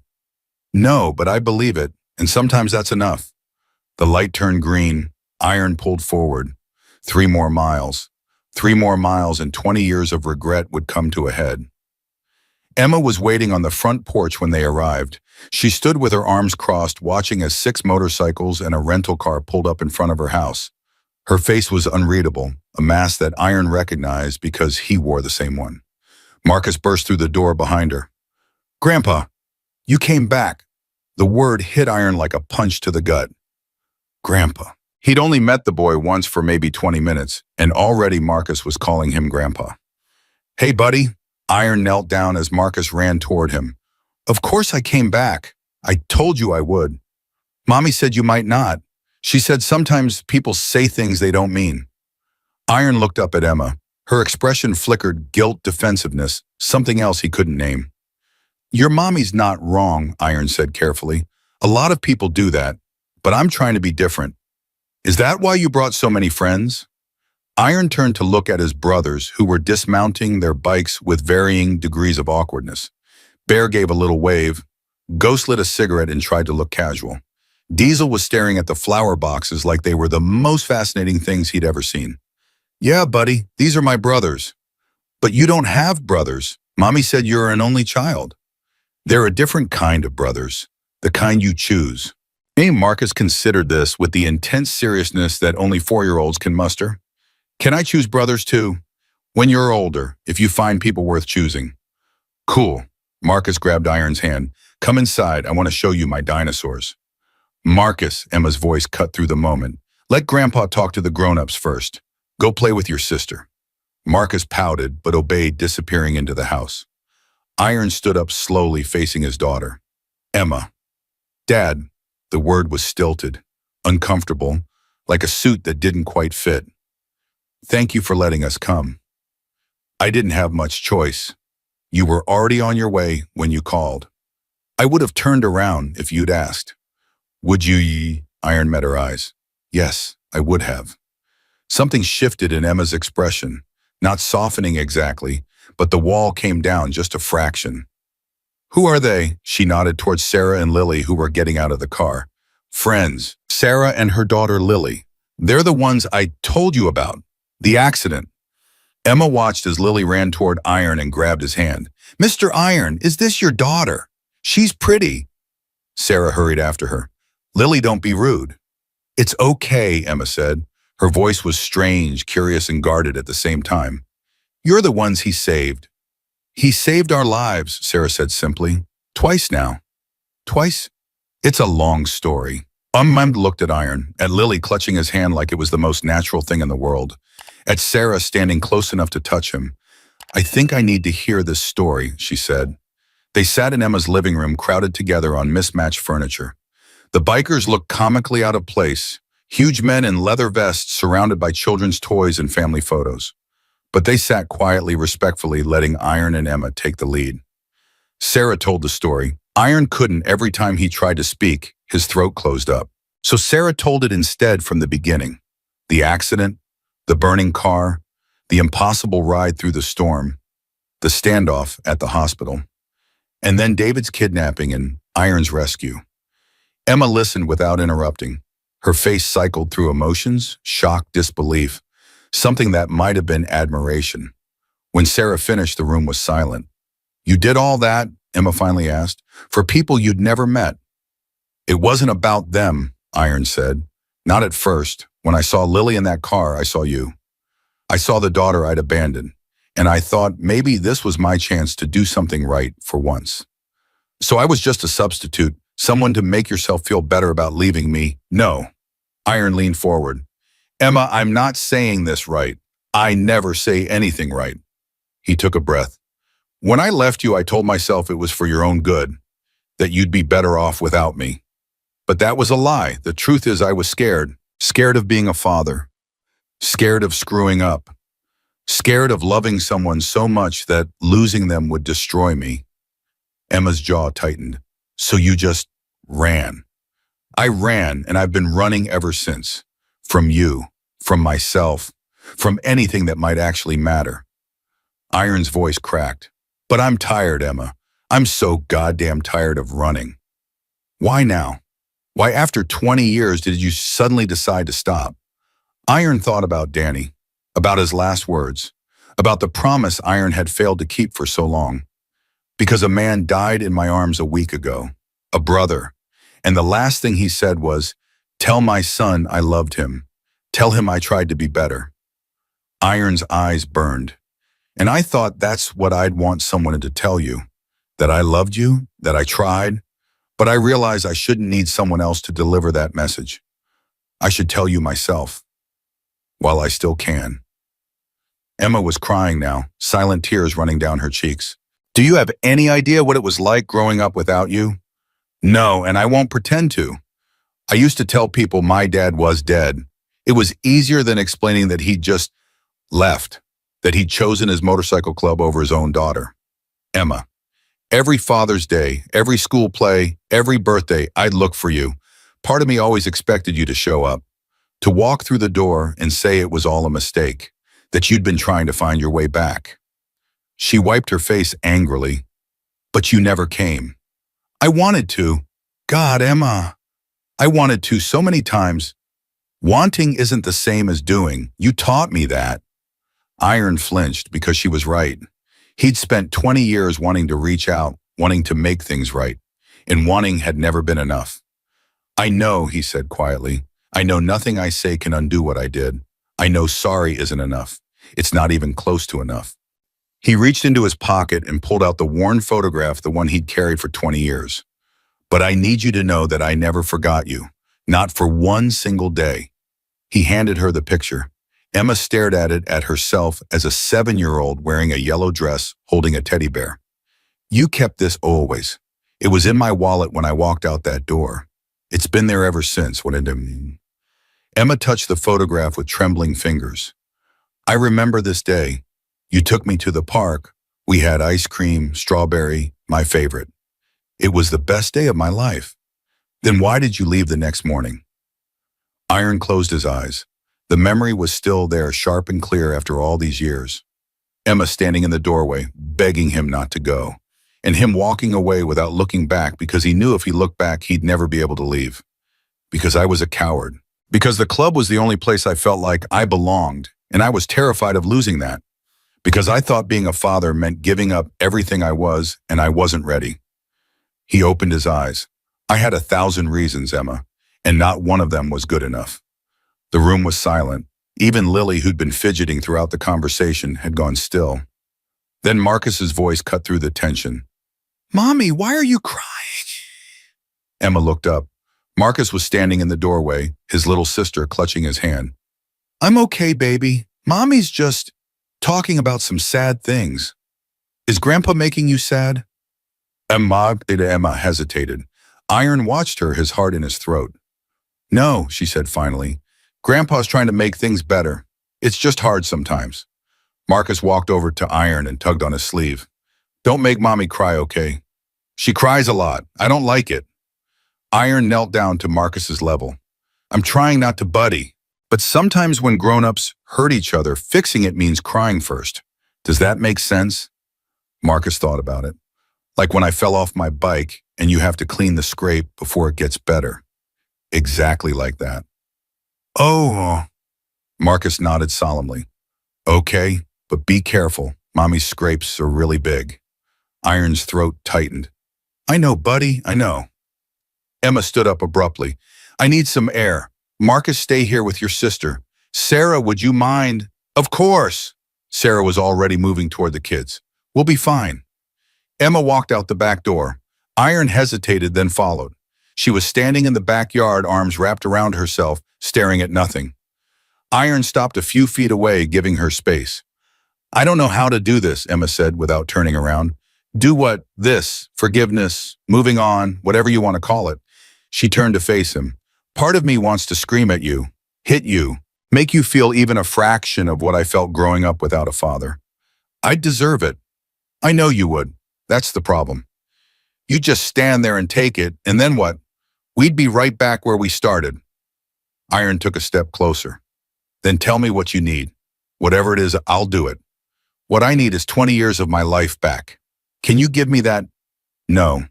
Then what can you give me? Iron thought about everything he learned in the past week, everything he'd done and failed to do, everything he still wanted to be. I can give you today, he said, and tomorrow, and every day after that for as long as I'm breathing. I can show up when you need me. I can be there for your kids even if you don't want me in your life. I didn't say I don't want you in my life. Iron stopped. What? Emma's face was conflicted. Pain and hope and fear all tangled together. I spent 20 years hating you, building walls, telling myself I didn't need a father. And then you showed up last week and all those walls just... She made a gesture like something crumbling. I expected to feel satisfied, vindicated. I thought I'd finally get to tell you what a bastard you were and then slam the door in your face. But you looked so broken, so lost, like you'd been carrying something heavy for a long time and you couldn't carry it anymore. Her voice wavered. And I realized I've been carrying the same thing. We've both been crushed with the same weight. And maybe the only way either of us gets free is if we put it down together. Iron felt tears burning in his eyes. Emma, I'm not saying I forgive you. I'm not sure I can. Not yet, maybe not ever. She took a shaky breath, but I'm saying I want to try. I want to see if there's anything left to salvage. For Marcus, for Lily, my Lily, not the other one. For myself. Your daughter's name is Lily. Emma almost smiled. Yeah, I named her after a character in a book I loved. It was about a girl who lost her parents but found a new family anyway. She paused. I always connected with that story. For obvious reasons. Iron didn't know what to say, so he just stood there, tears running down his face, looking at the daughter he'd abandoned and the grandchildren he'd never known. Can I? He hesitated. Can I hug you? I know I don't have the right to ask, but Emma crossed the distance between them before he could finish. She threw her arms around him and held on tight, and Iron held her back, and for the first time in 20 years, they cried together. I'm sorry, he whispered. I'm so sorry, Emma. For everything. I know, Dad. I know. Dad. Not the stilted, uncomfortable version from before. This one was real. Broken and bruised, but real. They stayed like that for a long time. When they finally went back inside, everything had changed. Sarah had gotten the kids settled with a movie in the other room. The bikers had raided Emma's fridge and were passing around beers like they belonged there. And somehow, impossibly, it all felt right. Bear raised his bottle when Iron and Emma walked in. Everything okay? Iron looked at his daughter. Emma nodded slightly. Yeah, Iron said. Yeah, I think it is. Good, because we've got a situation. Iron's good mood evaporated. What kind of situation? Ghost was on his phone, his face grim. Just got a call from Razor. David never made it to California. What do you mean, Howard? He got off the bus in Vegas. Razor lost his trail for a few hours. When he found it again, David was heading back east. Back east, where Ghost looked at Sarah, who had gone pale. Ridgewood. He's heading back to Ridgewood. Sarah's hand flew to her mouth.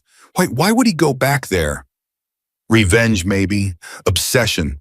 Who knows what's going on in that junkie's head? Ghost's expression was dark. But Razor says he's not alone. He met up with some guys in Vegas. Rough-looking. Might be Red Devils. Iron felt the blood drain from his face. Red Devils. The same gang that had caused the violence in Ridgewood 5 years ago. The same gang that had given all bikers a bad name in that town. Why would David hook up with the Red Devils? No idea. But if he's bringing them to Ridgewood, it's not for a social visit. Sarah grabbed Iron's arm. Margaret's still there, and Sheriff Warren. All those people who helped us. I know. Iron's mind was racing. We need to warn them. He pulled out his phone and called Margaret's number. It rang once, twice, 3 times, no answer. He tried again, same result. She's not picking up. Try Warren, Bear said. Iron dialed the sheriff's number. It went straight to voicemail. Something's wrong. Sarah's voice was rising with panic. Something's happening there. I can feel it. We don't know anything yet, Iron said, but his gut was telling him she was right. Ghost, how long ago did Razor lose David? 8 hours. And when was he spotted heading east? 5 hours ago. Iron did the math. Vegas to Ridgewood was roughly 12 hours. If David had a head start, he could be there by morning. Or sooner if he's pushing it.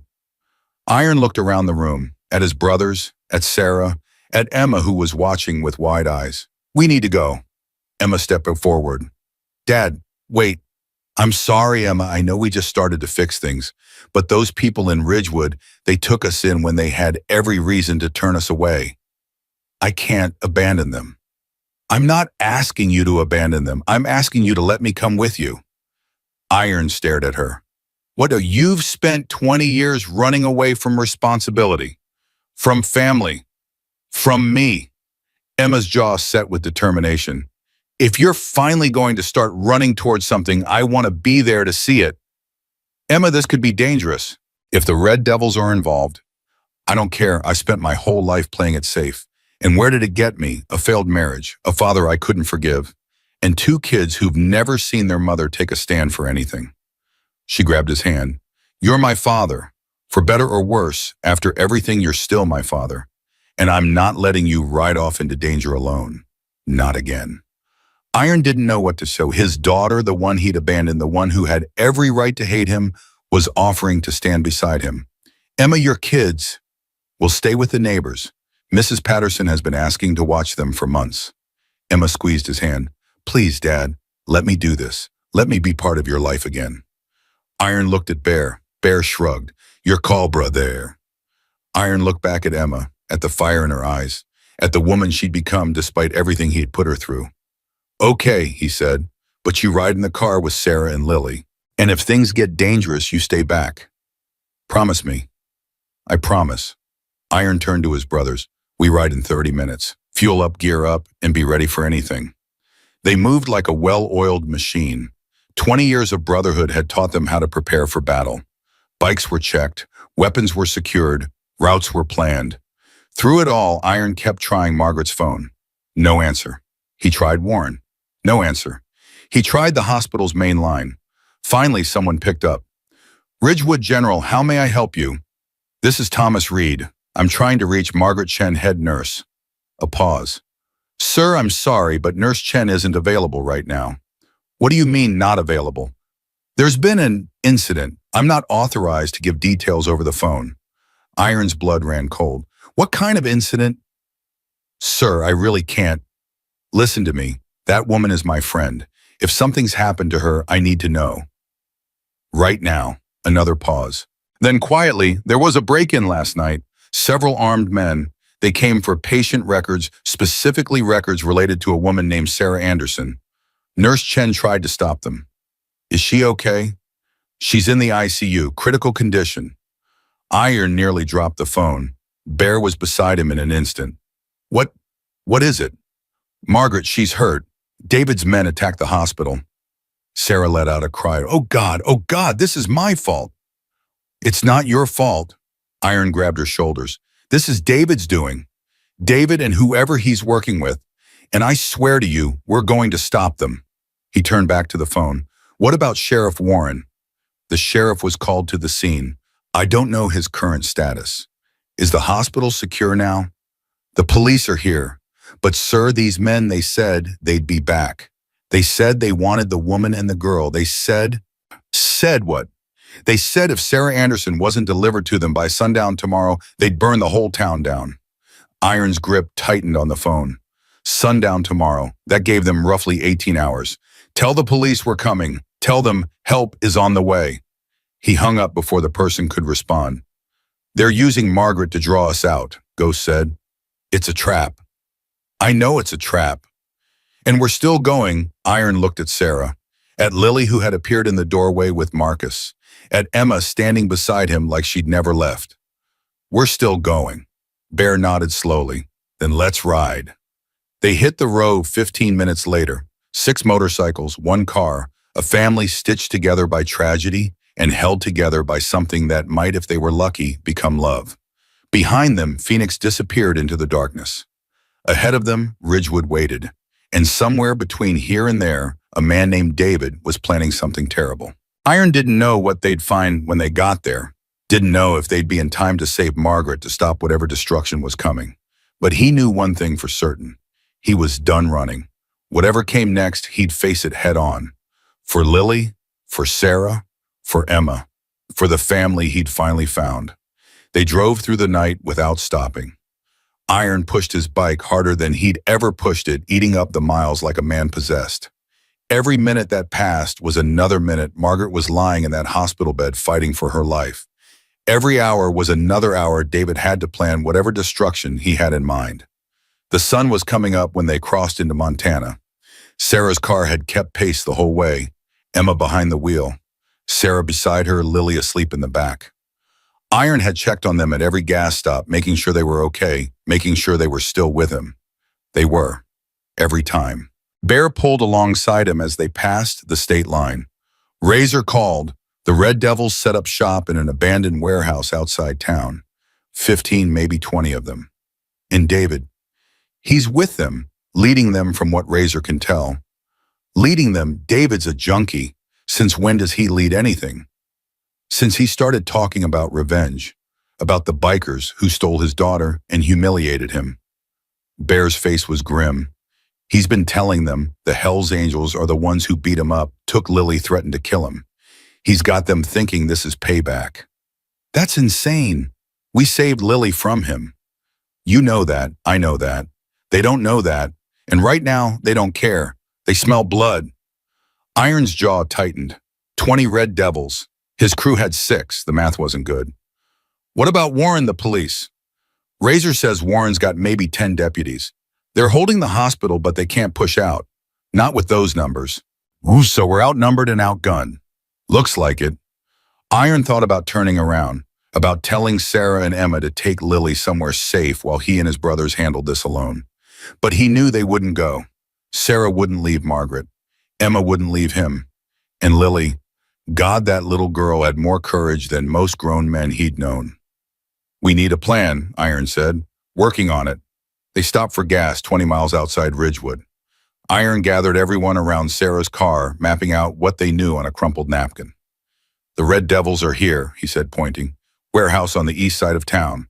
Warren's holding the hospital, but he's pinned down. Margaret's in the ICU. David's ultimatum runs out at sundown. What happens at sundown? Emma asked. They burn the town. Sarah's face went white. They can't. There are children there. Families. David doesn't care. He's past caring. All he wants is to hurt you for taking Lily away from him. But I didn't take her away. He abandoned us. Reason doesn't work with people like David. He's built a story in his head where he's the victim, and nothing we say will change that. Lily tugged on Iron's sleeve. Mr. Iron, can I say something? Iron knelt down to her level. Of course, sweetheart.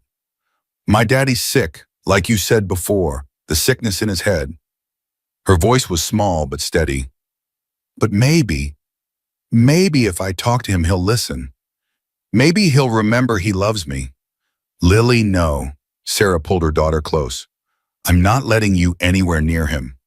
But Mommy, oh, no, that's final. Lily's face crumpled, but she didn't argue. Iron felt something twist in his chest. This little girl wanting to save her father even after everything he'd done, wanting to believe that love could fix what was broken. He wished he could tell her she was right, but he knew better. Here's the plan, Iron said. Bear Ghost and I will approach the warehouse. Try to talk to David, buy time. Buy time for what? Diesel asked. For the rest of you to get into the hospital, link up with Warren, reinforce his position. And if talking doesn't work, Iron met his brother's eyes, then we do what we have to do. They rolled into Ridgewood at noon. The town looked different. Shuttered windows, empty streets, the kind of quiet that comes when people are hiding, waiting for something terrible to happen. Iron split off from the group at the edge of town. Bear and Ghost followed him toward the warehouse. The others, Diesel, Monk, Razor, Emma, Sarah, and Lily, headed for the hospital. The warehouse loomed ahead of them, rusted and forgotten. Motorcycles lined the front, Red Devil bikes, chrome and crimson, gleaming despite the rust around them. Iron stopped his bike 50 feet from the entrance. Killed the engine. You sure about this? Bear asked quietly. No, but I'm out of other options. He dismounted and walked toward the warehouse. His hands were empty, raised slightly, showing he wasn't armed. The door opened before he reached it. David stepped out. He looked worse than before, thinner, paler, with dark circles under his eyes that spoke of sleepless nights and chemical abuse. But there was something new in his expression. Something dangerous. Thomas Reed? David smiled, but there was no warmth in it. The great Iron, come to save the day again. I came to talk. Talk, David laughed. And you came all this way to talk. That's cute. Really, it is. He gestured behind him. Boys, come say hello. Men emerged from the warehouse. 15, 20, 25. More than Razor had estimated. They fanned out behind David, a wall of leather and menace. Iron didn't flinch. This doesn't have to end in violence, David. Doesn't it? You humiliated me, beat me in front of my own daughter, turned her against me. Your daughter was already terrified of you. All I did was get her somewhere safe. Safe, David's voice cracked. She's my daughter. Mine. I was trying to protect her from that woman, from that whole poisonous life, and you took her away from me. You kidnapped her, David. You hit her. She had a bruise on her face when I found her. I was disciplining her. She wouldn't stop crying. She was crying because you scared her. David's face contorted. You don't understand. None of you understand. I love Lily. I've always loved her. Everything I've done for her. Iron took a step closer. Then prove it. Walk away. Let these people go. If you really love Lily, you won't burn down a town full of innocent people just to get revenge on me. Innocent, David spat. Nobody's innocent. That sheriff tried to throw me in jail. That nurse called the cops on me. This whole town treated me like a criminal when I was just trying to get my daughter back. Because you took her from a hospital room in the middle of the night. What did you expect them to do? David's hand went to his waistband. Iron tensed. I expected them to understand. I expected them to see that I was her father, that I had rights. Rights don't give you permission to terrorize people. No. Then what does... David pulled a gun and pointed it at Iron's chest. Does this give me permission? Bear and Ghost moved forward. The Red Devils raised their weapons. Don't, Iron said, not moving. Everyone stay calm. Calm, David laughed again, wild, unhinged. You want me to be calm? My daughter is gone. My wife, my ex-wife, turned her against me. The whole world thinks I'm some kind of monster. And you want me to be calm. I want you to think, David, really think about what you're doing. If you kill me, what happens to Lily? You think she'll ever forgive you? You think she'll ever look at you and see a father instead of a murderer? David's hand was shaking. The gun wavered. She'll understand when she's older. She'll understand I did it for her, Burr. No, David, she won't. She'll spend the rest of her life wondering why her father became a killer, why he couldn't just let go and move on. Iron took another step forward. I know, because that's what my daughter spent 20 years wondering about me. David blinked. What? I left my daughter when she was Lily's age. Walked out and never came back. Spent 2 decades telling myself it was for her own good. But the truth is, I was just running from responsibility. Running from the hard work of being a father. Iron's voice softened. I see myself in you, David. The fear, the desperation, the conviction that you're doing the right thing when really you're just making everything worse. You don't know anything about me. I know you're scared. I know you feel like you've lost everything. I know you think this is the only way to get it back. Iron met David's eyes. But it's not. There's another way. What way? You put down the gun. You come with me. You get help, real help, not whatever you've been doing to yourself. And you start the long, hard work of proving to Lily that you can be the father she deserves. David's lip trembled. For a moment, just a moment, Iron saw the man he might have been. The man who'd held his newborn daughter and promised to protect her forever. Then the moment passed. It's too late for that, David said. It's too late for anything. He raised the gun. Iron dove to the side. The shot went wide, slamming into the dirt behind him. Bear and Ghost opened fire, not at David, but at the ground in front of the Red Devils, forcing them back. Move! Iron shouted. They ran for their bikes. Bullets whizzed past them. An engine roared to life. Then another. Iron kicked his bike into gear and tore out of there, Bear and Ghost right behind him. The Red Devils gave chase, but Iron knew these roads. He'd ridden them when he brought Lily to the hospital. He knew every turn, every shortcut. They lost the pursuit after 5 minutes ducking into an alley and killing their engines. Iron pressed himself against the wall, breathing hard. That went well, Steve, Ghost said dryly, and shut up. So what now? We can't talk him down. He's too far gone. Iron pulled out his phone, dialed Warren's number. This time the sheriff answered. Reed, where the hell are you? In town. We tried to negotiate with David. It didn't work. No kidding. We got reports of gunfire on the east side. That was us. Listen, Warren David's got more men than we thought. 25, maybe 30, and he's not going to stop. What do you suggest? Iron thought fast. They were outgunned, outmanned. A straight fight would be suicide, but maybe they didn't need a straight fight. David wants Sarah. That's what this is really about. His obsession with her and Lily. You're not suggesting we hand them over. No. But what if David thought what if we set up a meeting, made him think he was getting what he wanted? A trap. Exactly. Draw him out of the warehouse, away from his backup. Then we hit him with everything we've got. Warren was silent for a moment. That's risky. If he figures out what we're doing, he won't. He's too far gone to think straight. All he can see is Sarah and Lily. Dangle them in front of him and he'll come running. And when he does, we end this.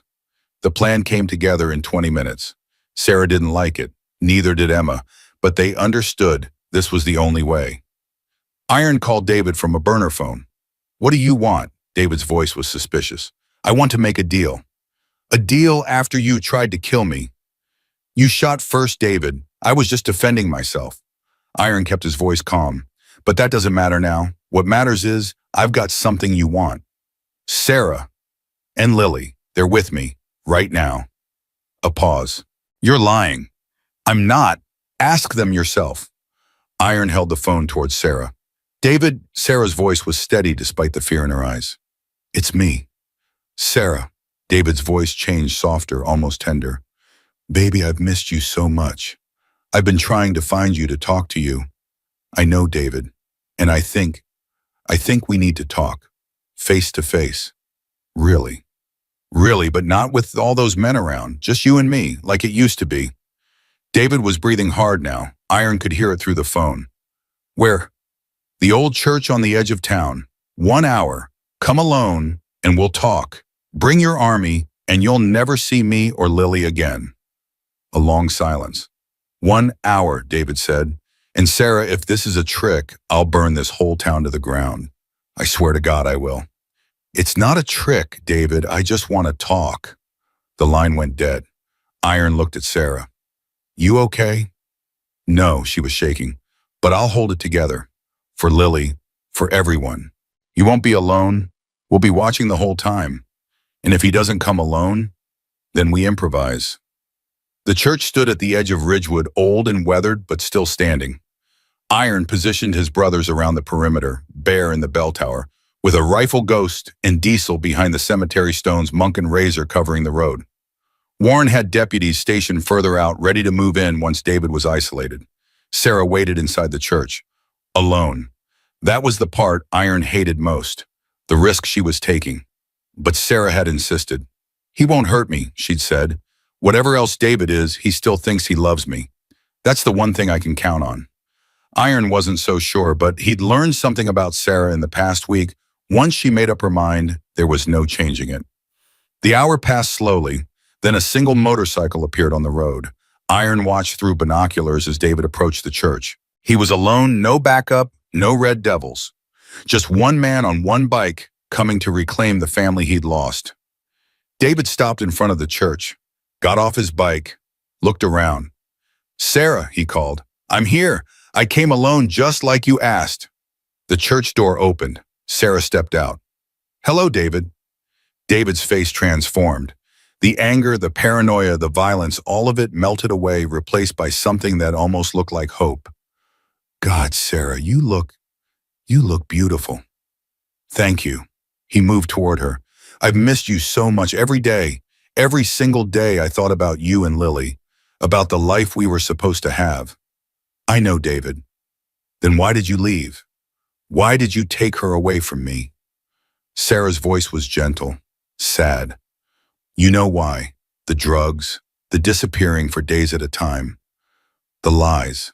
I couldn't raise Lily in that environment. I was trying to get better. You weren't David, and deep down you know that. His face twisted. So it's my fault, everything that happened? It's my fault. It's nobody's fault. Addiction is a disease, but you refused to get help, and I had to protect our daughter.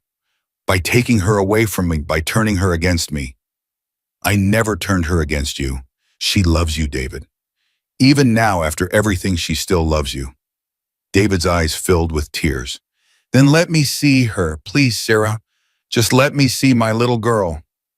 Bear hesitated. This was the moment when everything could go right or terribly wrong. She's inside, Sarah said. But David, you have to promise me something. Anything. You have to promise to get help, real help, a treatment program, therapy, whatever it takes to get better. She took his hands. If you do that, if you really commit to changing, I'll make sure you're part of Lily's life, not like this, not through kidnapping and violence, but the right way.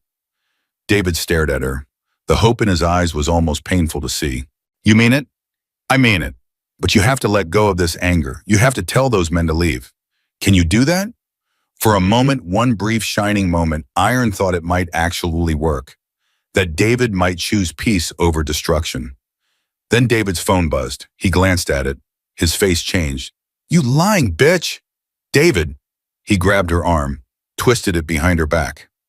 You think I'm stupid? You think I wouldn't have someone watching? My boys just spotted your boyfriend's crew around the perimeter. David, please. He pulled the gun, pressed it to Sarah's head. Everybody out, he screamed. I know you're there. Come out or I blow her brains out. Iron's heart stopped. He had seconds to make a decision. Step out and lose their advantage. Stay hidden and risk Sarah's life. It wasn't really a choice.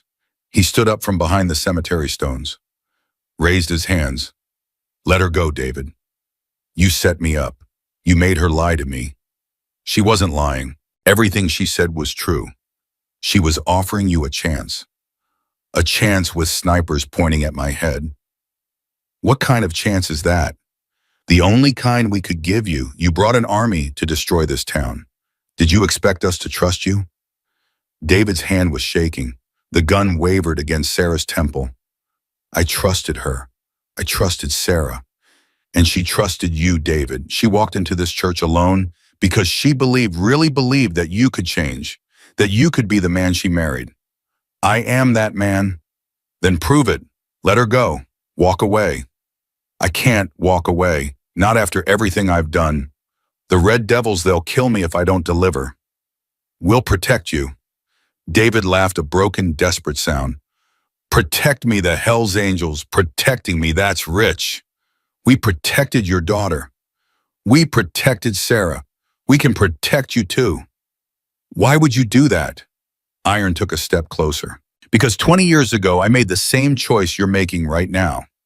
I chose anger over love, fear over family, and I've spent every day since regretting it. Another step. Don't make my mistake, David. Don't throw away the only thing that really matters. David's eyes were wild, desperate. The gun trembled against Sarah's head. I don't know how to stop. Yes, you do. You just have to choose to. Silence, one moment. The whole world seemed to hold its breath. Then slowly David lowered the gun. I'm sorry, he whispered. Sarah, I'm so sorry. Sarah was crying. I know, David. I know. Iron moved forward carefully. Give me the gun, David. David looked at the weapon in his hand, then at Sarah, then at Iron. He turned the gun around and offered it handle first. Iron took it. It's over, he said. The Red Devils showed up 10 minutes later. They came in force, every man, every bike roaring into the church grounds like a storm. Their leader, a massive man with a skull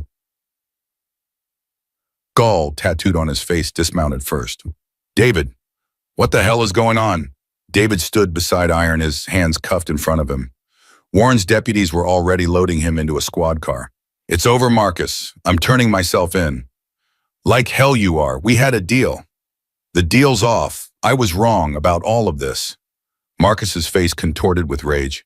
You spineless piece of shit. You bring us all the way out here, promise us payback, and then you just quit. I'm not quitting. I'm choosing. There's a difference, Vashek.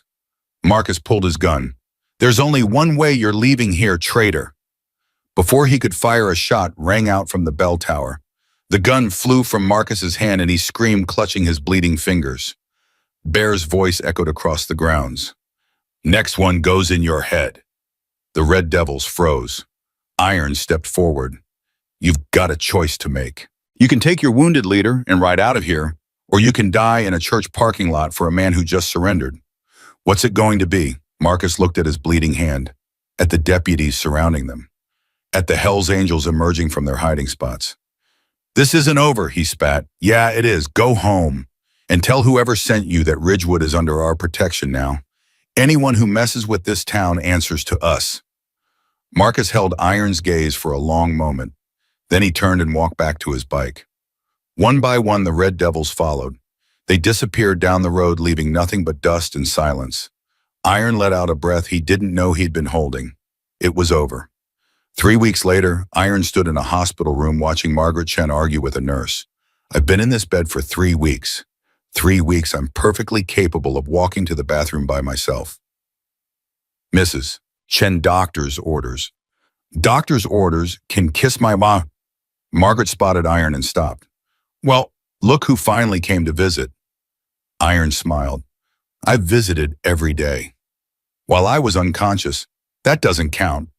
He walked over and took her hand. How are you feeling? Like I got shot twice and lived to complain about it. But her eyes softened. I heard what you did, standing down David, getting the Red Devils to leave. They're saying you saved the whole town. Warren's deputies did most of the work. Don't be modest. It doesn't suit you. Iron laughed. It felt good to laugh. It felt good to feel anything besides fear and guilt and anger. Sarah and Lily have been asking about you, he said. They want to visit. Send them in. That little girl owes me a story. She promised to tell me about her stuffed rabbit, and I'm holding her to it. I'll let them know. Iron turned to leave, but Margaret's voice stopped him. Thomas, he looked back. She was studying him with those sharp, knowing eyes. I've been a nurse for 40 years. I've seen a lot of people walk through those doors, some good, some bad, most somewhere in between. But I've never seen anyone change as much as you have in the past month. I haven't changed that much. You came into this town a man running from his past. Now you're standing still, building something. That's not nothing. Iron didn't know what to say, so he just nodded and walked out. Outside the room, Emma was waiting. How is she? Ornery as ever, I think she'll be fine. Emma smiled. It was still tentative, still guarded, but it was real. They'd spent the past 3 weeks getting to know each other again, talking, arguing, slowly, painfully rebuilding what had been destroyed. It wasn't easy. Some days Emma could barely look at Tim. Other days she'd seek him out, wanting to hear stories about his life, about the club, about the man he'd become. Iron didn't rush it. He'd waited 20 years. He could wait a little longer. Sarah's looking for you, Emma said. She's got news. What kind of news? The kind you should hear from her. Iron found Sarah in the hospital courtyard watching Lily play with Marcus and little Lily, Emma's children. The 3 kids had become inseparable over the past few weeks, running around together like they'd known each other their whole lives. Sarah looked up when he approached. Hey, Emma said you wanted to see me. I did. She patted the bench beside him. Sit down. He sat. For a moment, they just watched the children play. The house sold, Sarah said finally. Your house back home. Yeah, I got a good price, enough to start over somewhere new. Where? Sarah turned to look at him. I was thinking here, Ridgewood. Margaret needs help running the hospital. She's not getting any younger. And Lily loves it here. She says this is where her angels live. Iron felt something warm spread through his chest. That's great, Sarah. There's something else. What? Sarah took a deep breath. I've been thinking about what you said, about running, about being scared, about not being alone anymore. She reached over and took his hand. I don't want to be alone anymore, Iron, and I don't think you do either. Iron stared at their intertwined fingers. Sarah, I'm not a good man. I've done things. I know what you've done. I know who you are, and I'm not asking you to be perfect. She squeezed his hand. I'm asking you to be here, to try, to be part of something bigger than yourself. Iron looked at Lily laughing as Marcus chased her around a tree, at Emma walking toward them with a smile on her face, at Bear and Ghost leaning against their bikes near the parking lot, watching over their strange little family like guardian angels. I'd like that, he said. I'd like that a lot. Sarah leaned in and kissed him, soft and gentle and full of promise. When they pulled apart, Lily was standing in front of them, her face split in a huge grin. Does this mean Mr. Iron is going to be my new daddy? Sarah laughed. It's a little more complicated than that, sweetie. But he'll be around, right? He won't leave like my other daddy. Iron knelt down to Lily's level. He thought about all the promises he'd broken in his life, all the people he'd let down, all the damage he'd done. But he also thought about the promises he'd kept, the lives he'd saved, the man he was becoming. I'm not going anywhere, he said. I promise. Lily threw her arms around his neck. I knew it. I knew you'd stay. How did you know? She pulled back and looked at him with those wise, ancient eyes. Because you're my angel, and angels always protect the people they love. Iron hugged her tight. Over her shoulder, he saw his brothers watching. Saw Emma standing beside Sarah, both of them smiling. Saw the town of Ridgewood spreading out around them, a town that had once hated bikers, now welcoming them as family. He thought about Danny's last words. Tell my son I loved him. Tell him I tried to be better. He'd finally done it. He'd finally delivered that message, not to Danny's son, but to his own daughter. To a little girl who believed in angels. To a town that had learned to see past leather and tattoos. And to himself. Years later, people would tell the story. They'd tell it in bars and churches, at dinner tables and campfires. The story of a little girl who screamed for her mother on a stormy night. The story of 6 bikers who stopped to help. The story of a man named Iron who finally learned what it meant to be strong. They talk about Margaret, who recovered fully and ran that hospital for another 15 years. About Sheriff Warren, who became a fierce advocate for second chances. About Sarah and Iron, who built a life together in that small Montana town. They talk about Emma, who forgave her father and watched him become the grandfather her children deserved. About Lily, who grew up knowing she was loved by a family bigger than blood. And they'd talk about the Hells Angels, the outlaws, the criminals, the men the world had written off, who proved that courage comes in all forms, and heroes wear all kinds of armor. But mostly they'd talk about the truth at the heart of the story. That sometimes the angels who save us don't have wings or halos. Sometimes they have leather jackets and motorcycles and hearts that refuse to give up. And sometimes, just sometimes, the people the world calls monsters turn out to be the ones who save us all. Thomas Reed never ran again. He stayed in Ridgewood, surrounded by the family he'd found and the family he'd made. He watched Lily grow up strong and kind and fearless. He held Emma's hand at her second wedding, this time to a man who deserved her. He bounced grandchildren on his knee and told them stories of the open road.